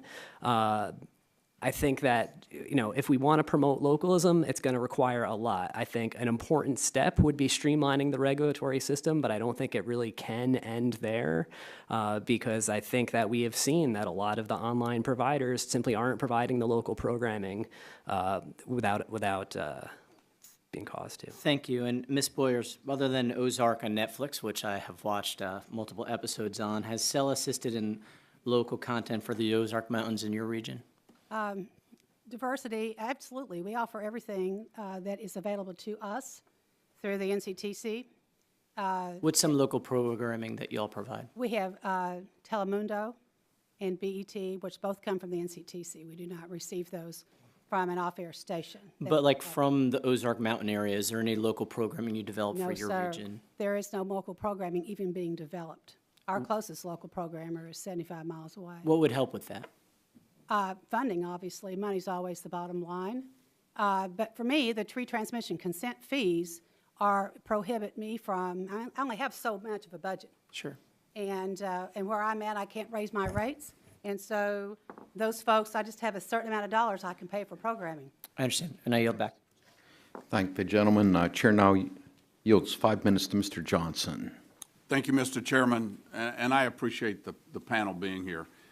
This is a really important hearing. I represent a very rural district in Appalachia. It's the longest district east of the Mississippi, and we have many technological challenges. This is one of the biggest ones. We're here today to discuss the STELAR Act, which expires at the end of this year, and I've heard many different perspectives as to whether it should be considered must pass or whether it should be allowed to sunset. As we all know, with the increase in new technologies, the media marketplace has changed substantially since STELA was first passed by Congress in the late 80s. I appreciate all the perspectives that I've heard today. Let me go to some very basic questions, though. Mr. Thune, in your testimony, you explained that there are a number of people that still receive broadcast channels because of STELAR. I know many of my colleagues in both the House and the Senate have asked you for the specific breakdown of the markets for those subscribers that receive out-of-market channels because of STELAR. While this committee considers whether or not this legislation needs to be reauthorized, it would be extremely helpful to understand what benefit the expiring provisions of STELA are providing, how they're being used, and what the consequences would be should Congress allow STELAR to sunset. Would you be willing to work with my staff and the committee staff to supply us with the specifics of what subscribers receive, which subscribers receive what channels and from where on DirecTV? Yes, we'd be willing to help provide you some more information related to your question. Okay, all right, we'll call on you for that. Senator Smith, my district partially encompasses the Zanesville market, which I know only has one local broadcast affiliate, the NBC station. Can you explain to me where satellite TV subscribers in Zanesville will receive their other broadcast channels from? If Congress does not reauthorize STELAR, will they still receive those stations? I know my local broadcasters will be anxious to talk with them and make them a fair price on to make sure that rural constituents can get their signal. We have an incentive to make sure that people see what we produce and what we put over the air. And I know it's hard for you to manage the food fight up here with my friends, but the truth is we all need each other. And ultimately, everybody has to make a buck. And we're not trying to put anybody out of business, but we are trying to preserve localism, which is under threat. Yeah, that's a really good point. You kind of threw me off my questions because you said everybody needs everybody up here. You're exactly right. Absolutely. We do. It would seem to me that common sense should prevail at some point. And rather than Congress having to mediate and solve this problem, it seems to me the industry ought to be able to come together and come up with some common sense solutions where everybody walks away a winner. Senator Smith, moving on. In his testimony, Mr. Thune spoke about how the number of impasses between local broadcast stations and cable and satellite television seemed to peak a couple of years ago and how that resulted in some stations going off the air. What's your response to that testimony? Well, I think it's a marketplace finding its level. And at the end of the day, I just would remind you, we have an incentive to make sure more people see our stuff.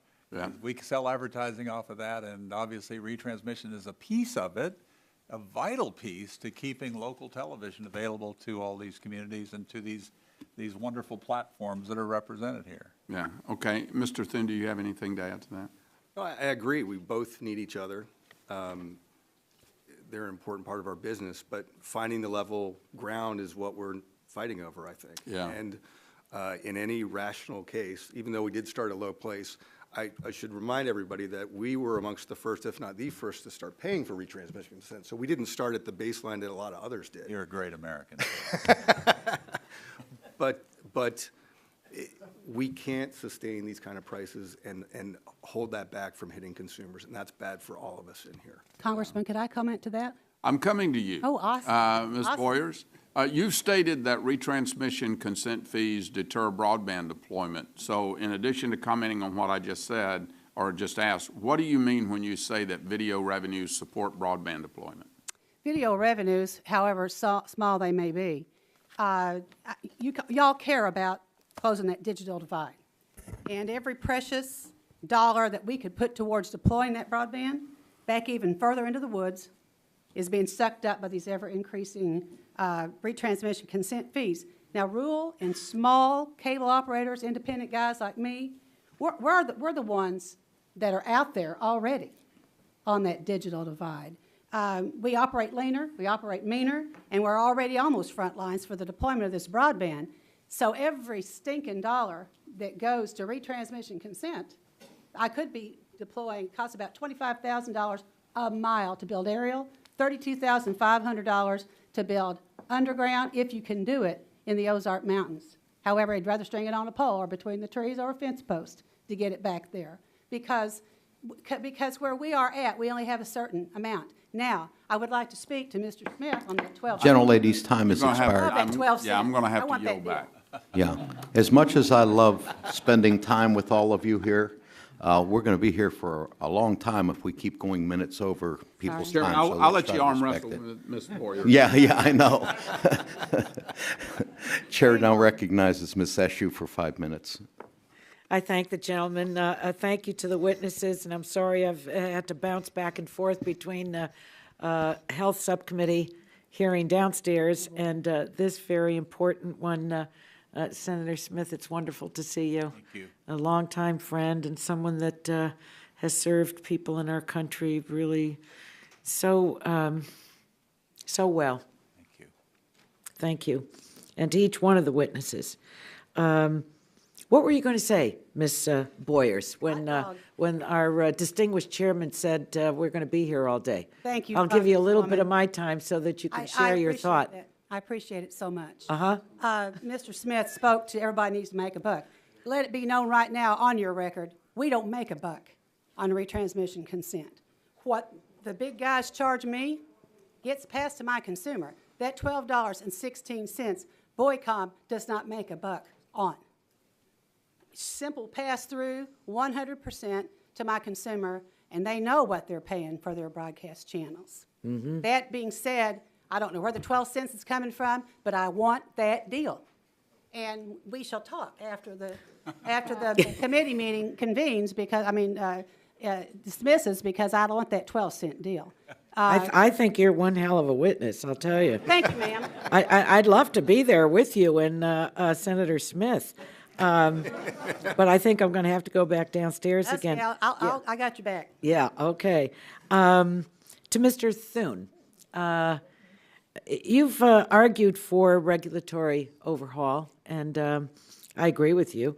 And specifically, you state that retransmission consent is in dire need of reform. I've thought this for a long time. It's not any secret. Now, I understand why AT&T doesn't like the current regime. Tell us, through your experience, how it affects your customers. Is it the same whether it's a small cable operator and you're a giant and everyone in between? This is all passed to the consumer?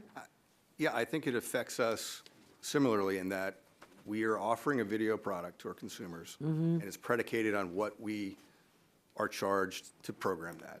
And if those prices go up, our prices correspondingly went up, and that happened for years.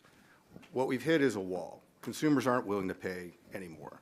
And so the plight that we face is this is not a win-win where money is or our revenue is going up and their revenues are going up. This is simply margin shrinking to the point where certain businesses, especially rural cable operators, are going out of business because they can't afford the programming costs. So this goes straight to the consumer, and that's what we're here to protect. And it's where we need them, because the larger guys don't go out to where Ms. Boyers is. Yes, So it's, Senator Smith, let me ask a really obvious question. Maybe it's already been asked.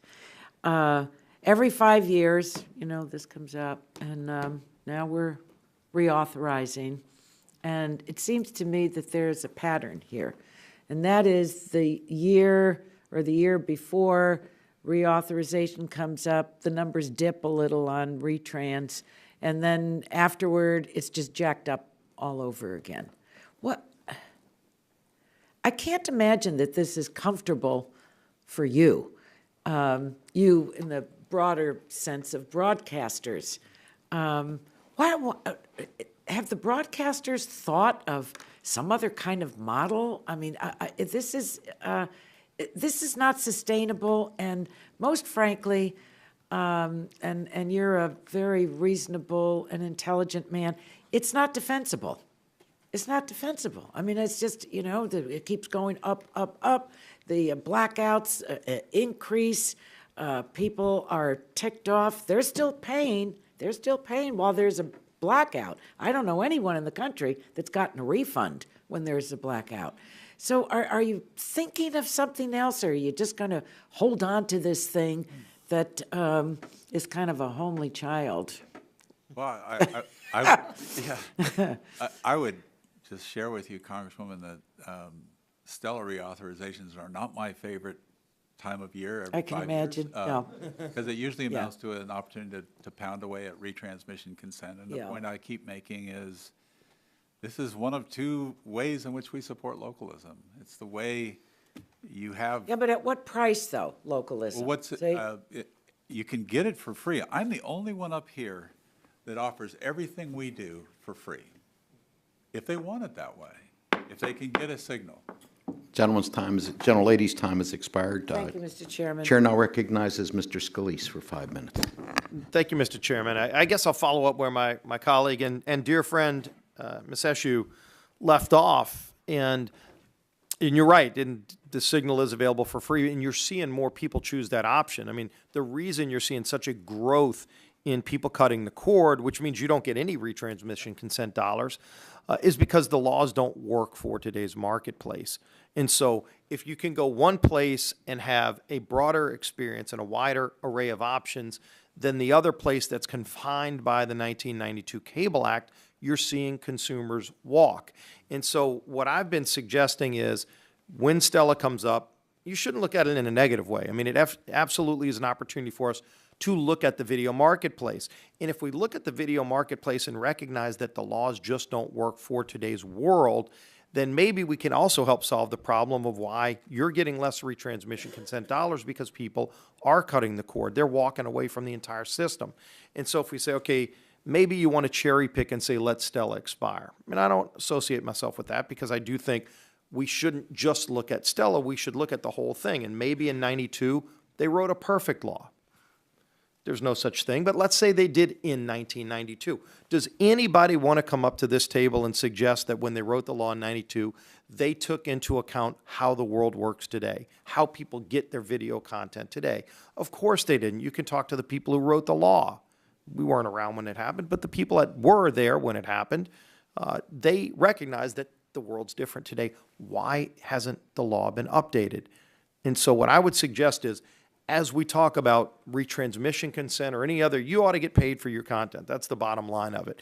And the deal with retransmission consent, when you talk to the people that created it, was that they wanted to help keep that local content that you talked about.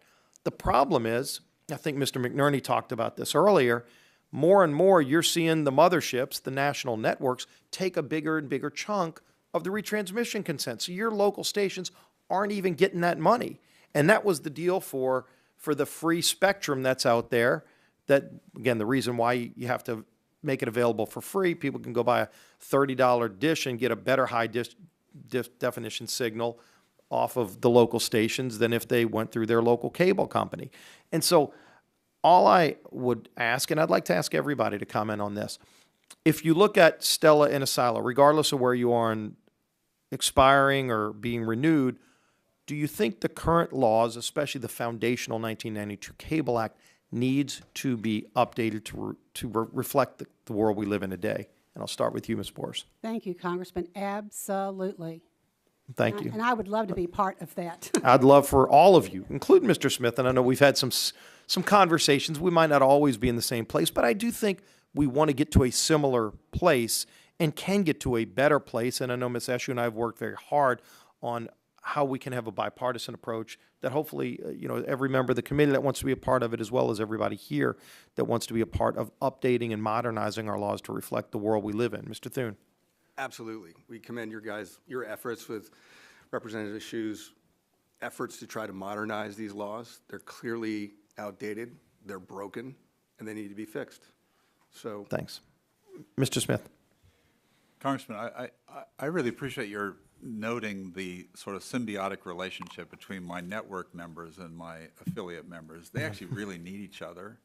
The affiliates need the networks for their sports programming and their weekly shows, and they have very high ratings, and yet the networks really need the local to provide the tornado alerts. They need this lifeline. Don't sell yourself short. I mean, I want my local broadcasting weather in local sport. I want to know when I watch the Saints and the LSU Tiger updates. I'm not going to get that from Iowa. I want to get it from my local station. Exactly, and they are mindful of this. And the Warriors, they're going to go up 2-1. Yeah, the Golden State Warriors.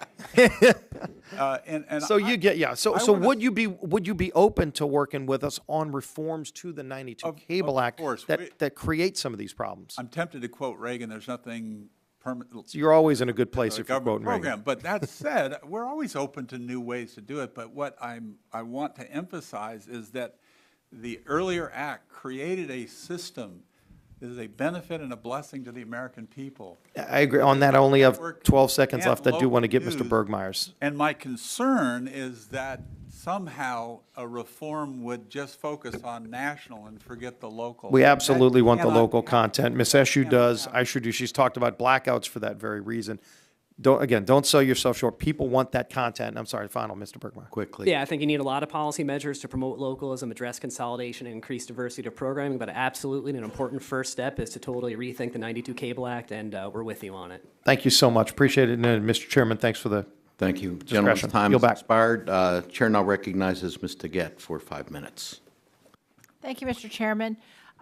So I hear all of my colleagues here, and I completely agree that local broadcasters provide great coverage of local events, weather, disasters, as well as Senator, you talked about holding elected officials accountable for their actions because they're invested in the community. I think that's really an important role and one that we continue to see dissipate.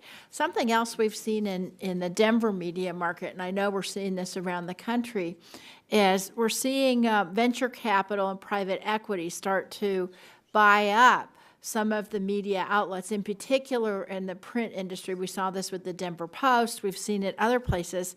And so I want to start with you, Mr. Bergmeyer. How do you think the incentives of venture capital and private equity, the financial incentives, align with this other incentive that I'm talking about that local TV provides, which is coverage of local events, weather, in-depth coverage of politics and other issues? How do you think that the profit motive and those and the need to staff up and invest in the local news way, and how's that going to work in the long run?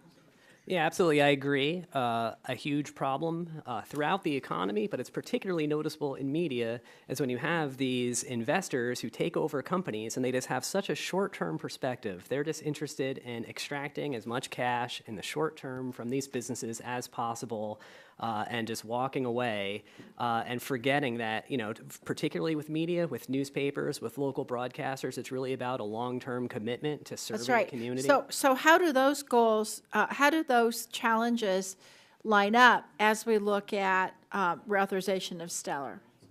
Well, I think STELA offers an opportunity to look at a wide range of different media and video industry policies, including media ownership rules. And I think something like, the short-term investor kind of thing that sort of relates to the broader media ownership and consolidation points that have come out in today's hearing. Senator, do you have anything to add to that? Yeah, I would just re-emphasize to those who may want to invest in broadcasting. If you invest and you not focus on local, you're not going to make any money because people are going to change the channel. And what I'm telling you is that my members who are successful financially are the ones that keep a focus on local. Well, to avoid the Denver Post kind of situation. Yeah, see, but that's assuming that there's that competition. And that's, if there's no channel to change it to, then that's where you run into that trouble. And so that kind of. We got lots of competition, I'll tell you that. Well, yeah. Particularly from over the top now, and we've got, some of our members do, and people are going right directly to the internet to get our product. And there's lots of ways to get our product. We want people to see it. But where others try to sell our product to their advantage, we are entitled to retransmission consent. So I do want to talk a little bit about this consolidation issue that I kind of alluded to a minute ago.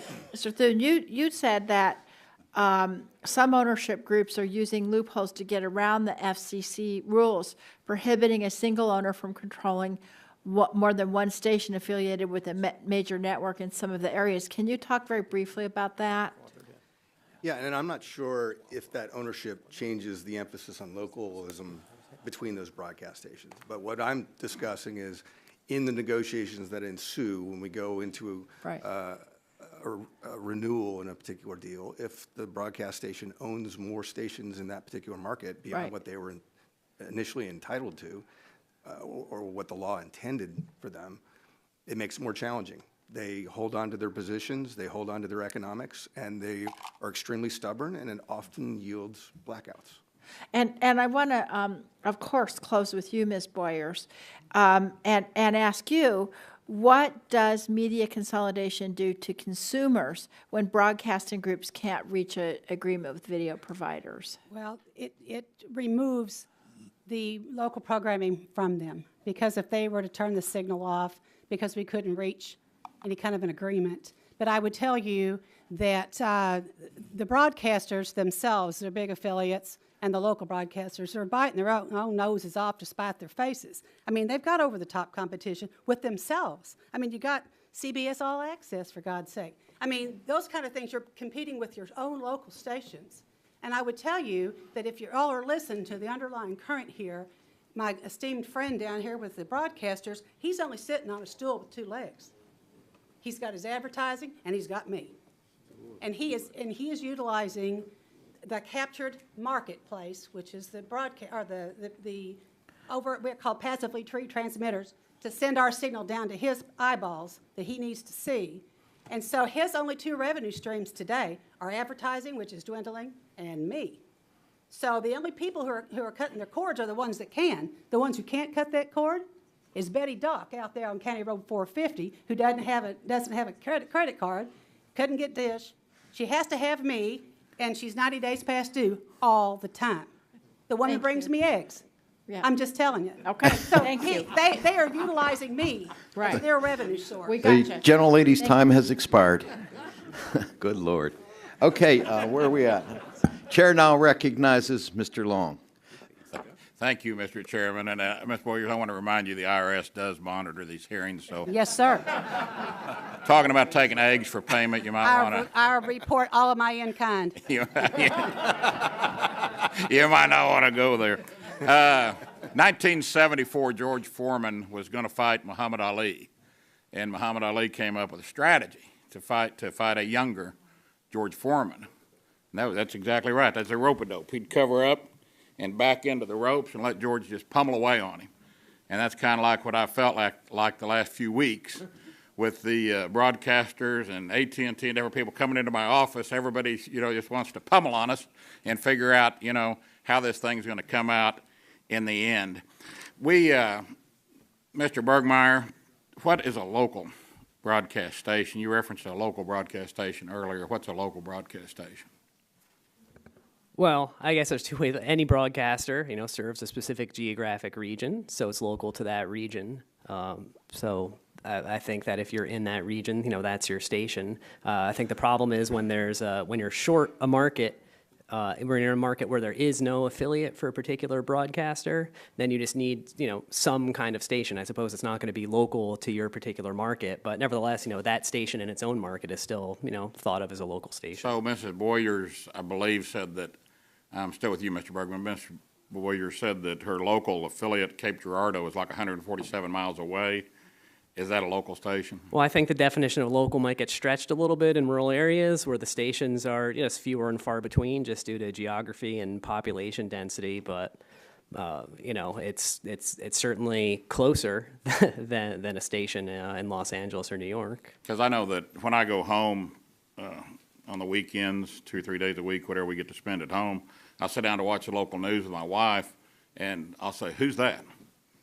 Who's that? Who's that?" I mean, all the reporters are, when I was growing up, you had the same reporters, same news people, same sports people, like your whole life. And now, every time you go home, they've got new young kids out of college because apparently that's who they can afford to pay, and it just constantly shifting. And with that, Senator Smith, you're talking about bring local into local. Walk me through that. What's that look like, bringing local into local?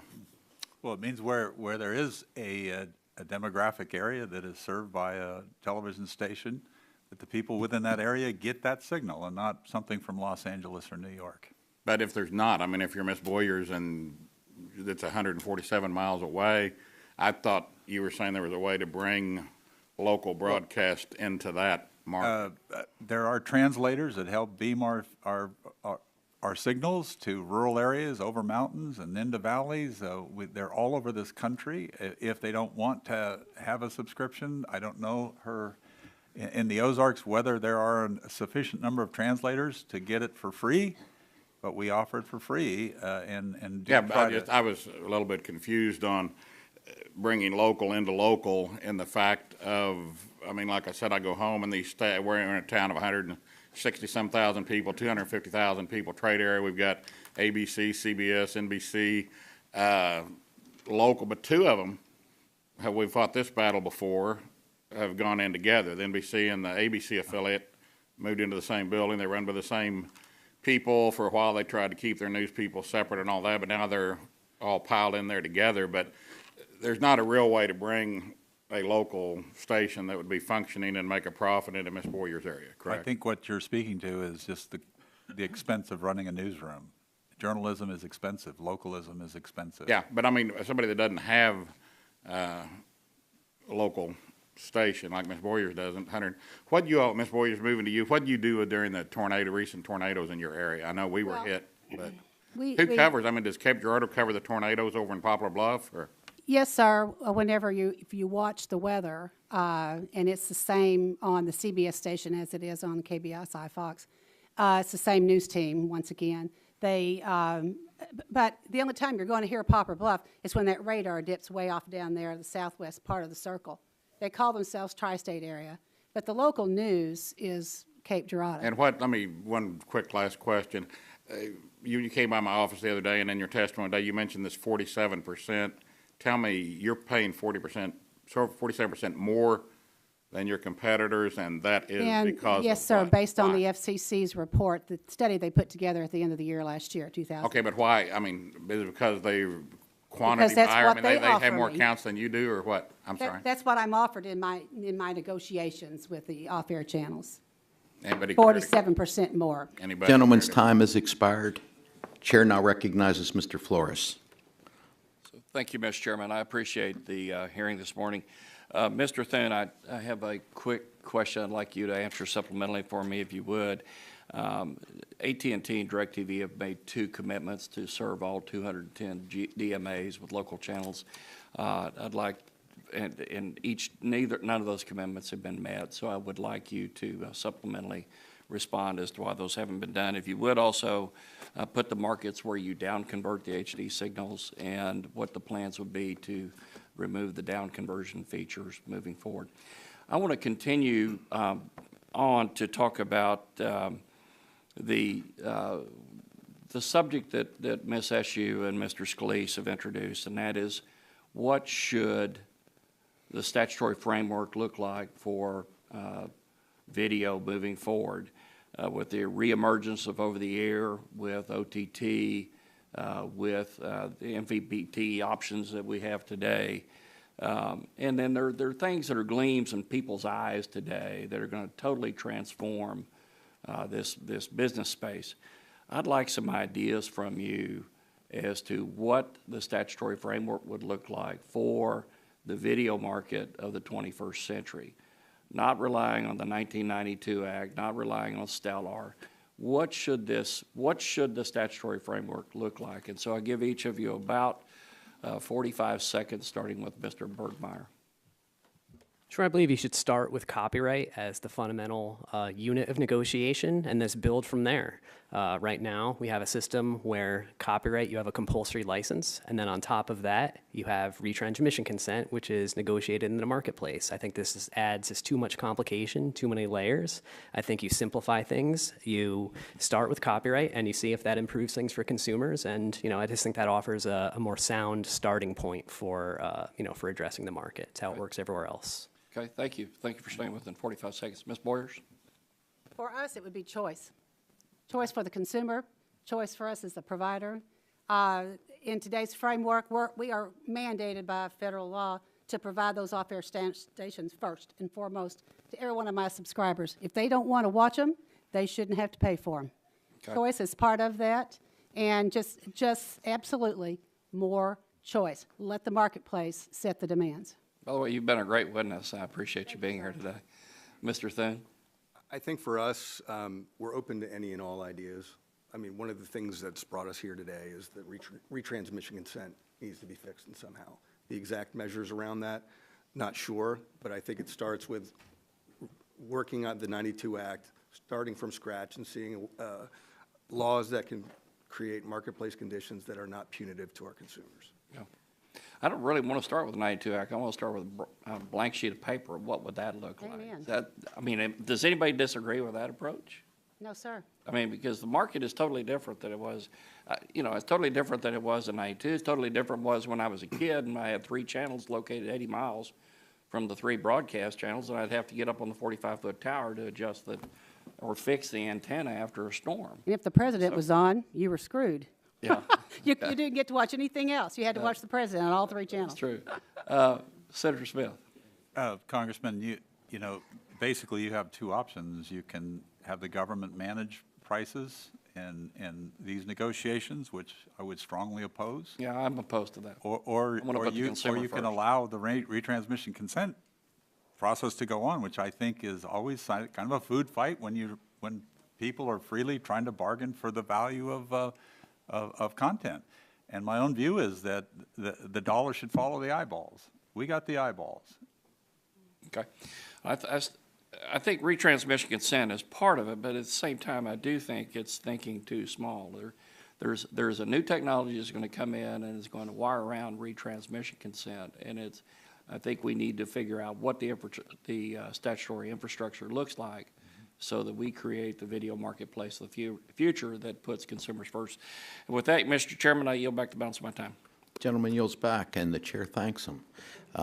Chair now recognizes Mr. Cardenas for 5 minutes. Thank you, Mr. Chairman. I'd like to thank you and the ranking member for having this important hearing. I'd like to point out that earlier today there's been testimony that no broadcaster has been fined for violating the good faith rules. I want to point out that there was an investigation and a settlement of $9.5 million with Sinclair. So I just wanted to state that for the record. The way that many consumers watch video is changing, but for a lot of folks, they still receive local news, local weather, emergency alerts, and local entertainment over the air and by way of cable and satellite. I know that this is a complicated issue for those in the video market, so I'm glad to see so many stakeholders at the table so we can get this right. Above all, we need to remember the bottom line, that consumers have access to local, diverse programming. That's important to me and to millions and millions of Americans. And my first question is to Senator Smith, CEO of NAB. I understand that significant populations of Latinos and other communities of color depend on free local broadcast to stay up to date on local news. disaster alerts, and other educational and entertainment programming. Can you discuss the rate of viewership amongst communities of color? Yes, and it's one of the proudest things we have to offer as free local broadcasters is that those who exclusively rely on us tend to be minority communities and the economically disadvantaged. And we're very proud of Univision and Telemundo, members of our association. I think we're doing everything we can to make sure that there's content available to them free over the air, and those communities disproportionately rely on us. Thank you for that testimony. With all of the big players on the field, it's important that we don't lose sight of the independent programmers who bring quality, local, diverse content to their communities. In a space where we see more and more consolidation, we need to make sure that local networks can continue to operate and that there's room for new entrants into the markets. Ms. Boyers, we've heard from independent networks that the retransmission consent process can cut into programming budgets that could otherwise be used to create content that showcases diverse and unique voices. In your experience, is that accurate? Absolutely. We only have a certain bucket of money for programming, and retransmission consent fees take away funds in my small business to provide compelling independent programming. We are on the same side of this issue with the independent programmers. We all have the same financial strapped. We have the same, too much month at the end of the money, and we have the same problems the independent programmers have. We want to do everything we can to get those folks on our station, but we only have so many dollars. Mm-hmm.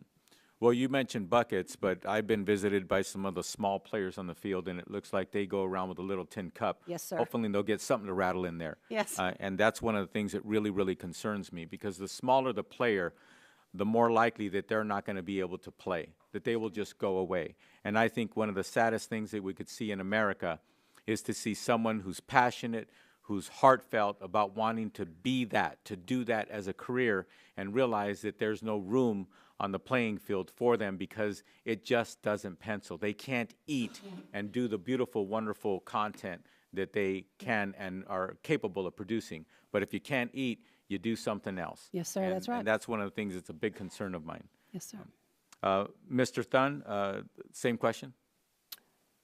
We, I believe, have an excellent track record carrying independent channels, hitting diverse audiences. As I testified earlier, I think we have an unassailable record. As far as I know, we distribute more diverse content than any other distributor in the marketplace.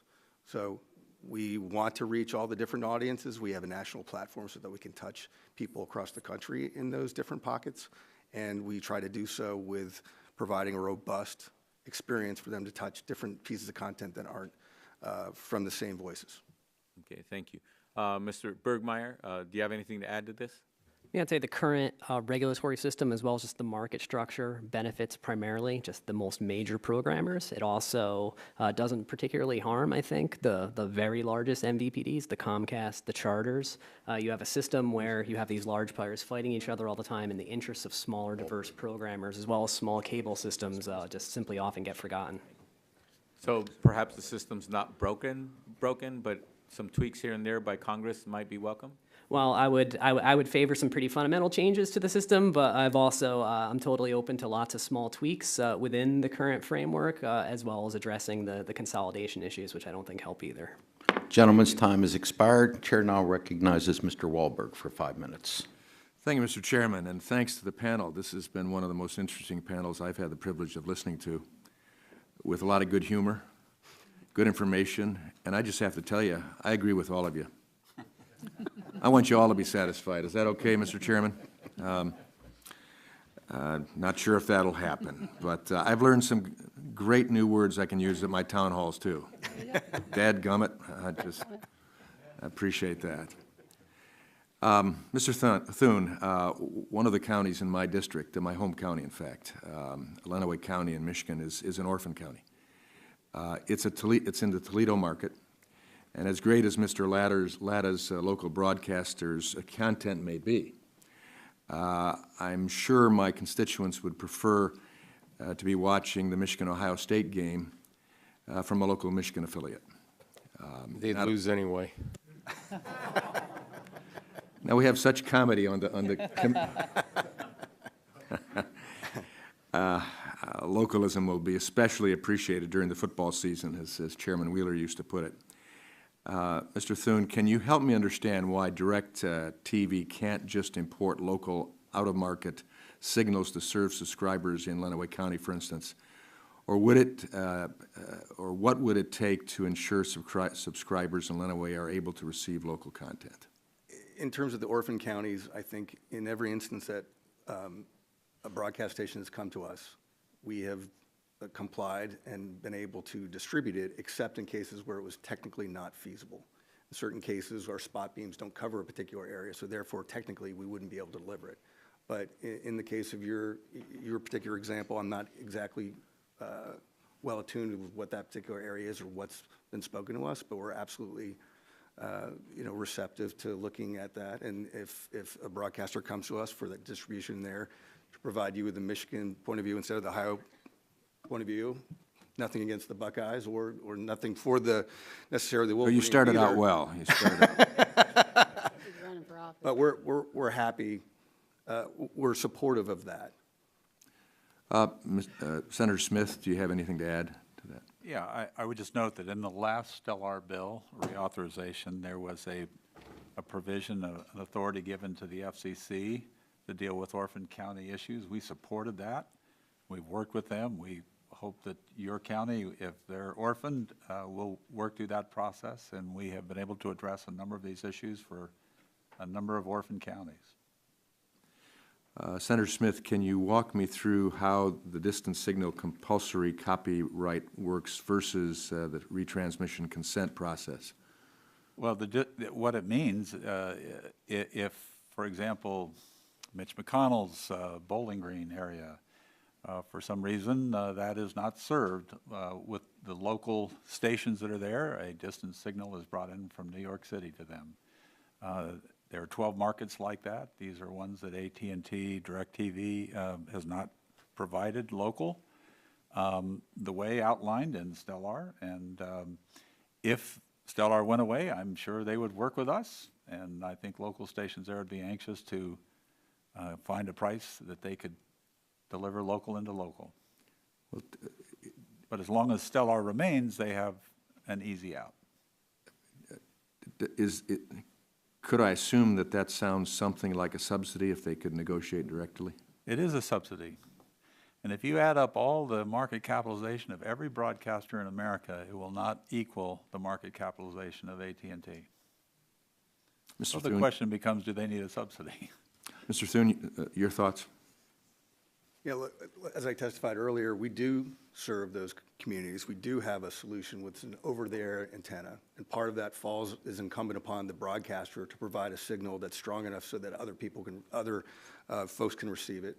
They're not incented to provide a very strong signal, and we come in. We actually don't get paid for delivering them beyond their footprint that they're able to do, and so they enjoy rates from us that are very handsome and continue to go out of control. Like I said previously as well, of the 12 markets that we don't serve, 11 of them are either duopolies, double duopolies, or triopolies. And every time we go into those kind of negotiations, the prices somehow are higher. So the deauthorization of STELAR or the lack of reauthorization wouldn't ensure that we would go into those 12 markets by any stretch. Okay. Thank you. I yield back. Thank you. Chair now recognizes Mr. Butterfield for 5 minutes. Thank you very much, Mr. Chairman, and let me join my colleagues in thanking the witnesses for your testimony today. I've been ping-ponging between subcommittees, and I think Gordon understands that drill and how that works, but thank you for your patience. Let me begin by making an observation. My district, as many of you may know, is very rural. Many of my constituents in the 1st District of North Carolina rely on satellite to receive their local news, to receive their content that really matters to their families. And so, Mr. Smith, let me ask you, how would allowing the relevant provisions of STELAR to expire promote access to local programming in rural communities? Help me with that. Well, if Mr. Walden were still here, I'd share with him and you a similar thing. I have a place up in the Blue Mountains of Oregon. I'm a good DirecTV customer, and we get LA News there. So I think if STELAR continues, that will continue. And I think if it goes away, I'm sure Mr. Thune and I could work out a deal that we can fix these 12 markets. But that's left to people at a higher pay grade than we are, and our companies hopefully can get that done unless there is an out that allows them to bring in a distant signal. My staff has very faithfully gone through your written testimony. I have not. I acknowledge that, but I depend on them greatly. They tell me that you question whether the good faith requirements currently imposed by Congress are necessary for fair and fruitful negotiations. Without the good faith rules, what would change from the consumer's perspective? Well, I think a good side of the retransmission consent process now is that both sides are incentivized to come to a deal. We want them to have our product. We appreciate the resources it brings to us that helps support local journalism. And they want more eyeballs too. So we actually have a community of interest, but neither Mr. Thune or I are involved in it. Maybe our friend Mr. Bergmeyer can help us with that. Yeah, sure. I mean, first, my read of the statute and the FCC's rules is that good faith does apply to both sides, both MVPDs and broadcasters. I would say that just saying that negotiations have to happen in good faith without really clarifying what that means doesn't really get you that far. So that's why we've advocated that, we actually put some teeth behind it so that you find that certain kinds of negotiation tactics that tend to harm consumers and drive up bills be considered bad faith per se. All right. Let me go to the other side of the spectrum, no pun intended. Mr. Thune, let me ask you, how does the distant signal license provided by the current regulatory framework benefit rural consumers? Well, in a lot of rural areas, consumers are not able to get an over-the-air signal. And for those pockets that they can, we are able to provide a distant signal so they can get network programming, not local, but network programming, so that they can see the various pieces of content that they enjoy. Would expiration of that affect local programming for the customer? I don't know if it would do anything for local programming, but what it would do for those customers who can't get local programming because they get it through a distant signal, that would sunset, and I'm not sure what process would take place for them to get that content. Let me try this one. How do increasing programming fees affect your efforts to deploy broadband in currently underserved areas? Well, like Ms. Boyer said earlier, if we have multiple revenue streams, and one of them being video, and if that revenue stream is shrinking, that affords us less money to invest in other areas of the business, one of them being broadband. So just intuitive financial principle would dictate that if you are making less money in your business, you're going to have less money to spend in other areas. Now, Ms. Boyers, you're in a rural community, is that Yes, right? sir. And how would this affect your universe? Yeah. How would the sunsetting? Yes. How, as an operator, how would it affect It would your affect us. community? It would affect us dramatically. They keep talking about this no good faith complaints as a way of saying you don't need good faith rules. Rules aren't made for breaking. So I think that it's a testament that we do all come to the table together under the guise of these mandated good faith rules, and to be able to allow even other folks to come in under the guise of the good faith rules, like buying groups like the NCTC, on our behalf would help us have lower rates possibly for those, so we could have more money to deploy. But the good faith rules are an important hanger for us. Thank you. Gentleman's time has expired. Chair now recognizes Mr. Gianforte for 5 minutes. Thank you, Mr. Chairman, and thank you to the panel. This has been very insightful, your testimony today. I appreciate getting the sides. Consumers should have access to their local news. Our local stations serve a critical function in our communities in keeping public informed, connecting rural communities. In Montana, they really rely on the local stations for news and weather. Some communities in our state, including our state capital, Helena, however, does not receive their local station through DirecTV. What local news can DirecTV subscribers in our state capital get? Well, New York or Los Angeles. People in Helena care about their community events, local weather, the coming wildfire season, not necessarily about standstill traffic on I-5 or the subway breakdown in New York City. As more consumers look to cut the cord, I think providing viewers with their local broadcast stations would be an effective way to keep consumers. As we look at the TV marketplace, we should consider how to lower the cost to consumers and increase competition, all while making sure neglected markets like Helena and Glendive are covered. First, I'd like to focus on getting prices down for consumers. I see constant news stories, and I hear directly from my constituents that their pay TV bills are continually on the rise. Ms. Boyers, I appreciate your testimony today. Can you help us with this? How can we get consumers relief on the prices? To lower them. I mean, honestly, we are being pushed into a vacuum as the passive retransmitter of broadcast signal. We are their eyeballs in a lot of areas. That's the only eyeballs they have because you can't do an antenna. They don't offer it on the broadcast. So we are being penalized for being small and for being rural, and we are subsidizing the lack of the revenue generating in their business model. Now, if they could come up with a different business model and lower my rates, then I pass it on to my customer. We don't make a buck on retransmission consent. And you testified earlier that 79% of your total P&L expenses are related to programming, not in local. Yeah, okay, thank you for that. Mr. Thune, as I mentioned, there's 2 markets in my state, including our capital, where DirecTV does not provide local into local. Now, you have mentioned that you have an antenna option. The challenge we have, Montana, mountains, the broadcast doesn't work. So why can you not provide local stations to our state capital? Well, I think we can. Just to be clear, we don't bring the distant signals into the heart of Helena. It's going to the outskirts where the white areas are. So our solution, as I said previously, is the over-the-air antenna that's integrated into our set-top box. But those over-the-air antennas don't work when you're in the mountains. So why can those citizens not get access to local news? What's the impediment today? The impediment is that in certain cases, the broadcaster signal technically probably can't get to certain of those areas. There's probably areas within the DMAs that you're... But what's preventing it from going over your network? What's preventing it over? We've explored looking into these 12 markets, and as I testified previously, they're rife with duopolies, dual duopolies, and triopolies.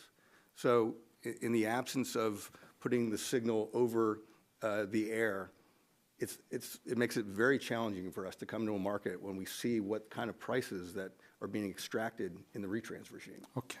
Senator Smith, would you like to provide the broadcast perspective on this? Yeah, I think there is no technological impediment any longer to AT&T's being able to provide this. There's plenty of competition. You got to support the local stations there in Montana.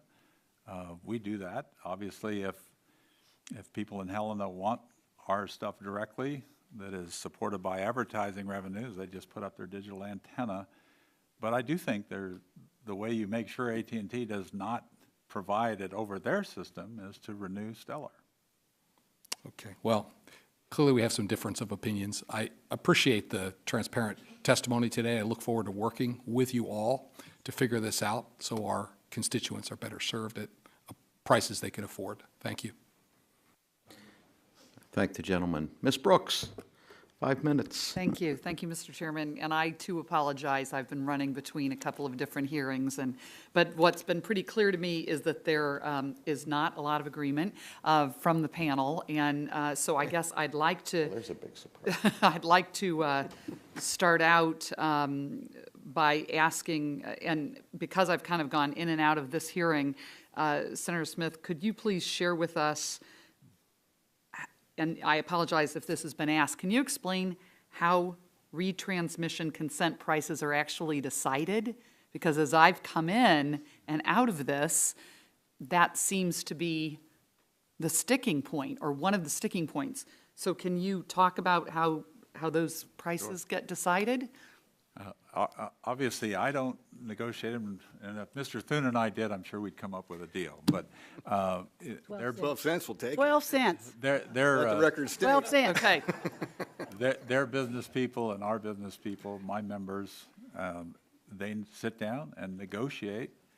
And I would just make the point that they pay for their own content far more than they pay for ours, which is much higher watched. And so our members try to get the dollars reflected by the eyeballs that we bring to their system and ours. And is that why prices might vary based on the size of the MVPD? Of course. Okay. And any disagreement, anyone else on that answer? I'm just trying to see if there is any agreement on. Well, I would just say I have some sympathy for Ms. Boyer because I'm from a very rural part of Oregon. Right. I know what it's like to be rural and left out. And yet the economics going into those places sometimes make it very difficult. I emphatically disagree. It costs absolutely no more for my head end to pick up that signal once it comes from their transmitter to my receiver, and then it comes down into my head end, and there's where I incur the expense by the mile to get it aerially or underground to that customer. What they're charging me for is what gets to my head end, and then I turn around and passively retransmit it for them. So it costs them no more for me to get that signal than for them to transmit it right there in Cape Girardeau itself. However, I'm paying 47% more. I don't understand that. I was really interested in that answer that we were supposed to get, that you just asked. I have no idea, other than the fact that we have no leverage, no bargaining power when we sit down, and it's take it or leave it. And going back a little bit, too, and while I appreciate you aren't actually, Senator Smith, in the negotiations, what are in those discussions and in good faith discussions, what are the factors that are as we have to explore how to go forward with this incredibly changing landscape? I don't know because I'm not in there, but I can imagine that comparables for other programming are evaluated. Viewership and ratings, those probably come into bear on what a broadcaster would ask. But I'm just assuming that. I've never been involved in those negotiations. I have a concern about blackouts, as we've all heard from various communities and what happened, and particularly as it relates to public safety. And can we talk a little bit more about the public safety issues that are created when we go into blackouts, and what's the longest period of blackouts we've had, and how, what kind of rules should we have around this issue of blackouts as it relates to public safety? Sure, all of you. I'd like to finish with each of you very briefly talking about that. Blackouts are happening to other ACA members as well. I represent about 700 mom and pop baby companies. But blackouts are happening to them as well, and it is an issue. And it seems to me that although they say that even if there is a threat of a blackout, the 99.9% of those contracts are made miraculously. Right. We have a member, Liberty, in Puerto Rico, threatening of a blackout before the dadgum hurricane. Now, do you think that the leverage of Liberty saying, yeah, I'll pay your high prices, were much more able to do that because they had a hurricane coming and they wanted to be able to watch the radar? I find it compelling that all these additional blackouts seem to hover around times of negotiations of retransmission consent. My time has expired, but I would be certainly interested in any other answers in written form on how we resolve the issue of blackouts relative to public safety. We'd be pleased to provide you. Thank you. Thanks. Gentlelady's time has expired. Chair now asks unanimous consent to enter the following documents into the record: a letter from the American Television Alliance, a letter from Consumer Reports, a letter from the National Association of Black-Owned Broadcasters, a letter from Representative Golden, a letter from Ride TV, a letter from Rural Group Coalition, a statement from the Motion Picture Association of America, a blog post from Sports Fans Coalition, and a letter from R Street without objection, so ordered. I want to thank all of the witnesses. And Ms. Boyers, you can come and testify for me anytime you want. You just asked, and I'll be here. But I want to thank you all for being here today, and I want to remind members that pursuant to committee rules, they have 10 business days to submit additional questions for the record to be answered by the witnesses who have appeared, and I ask each witness to respond promptly to any such questions you may receive. At this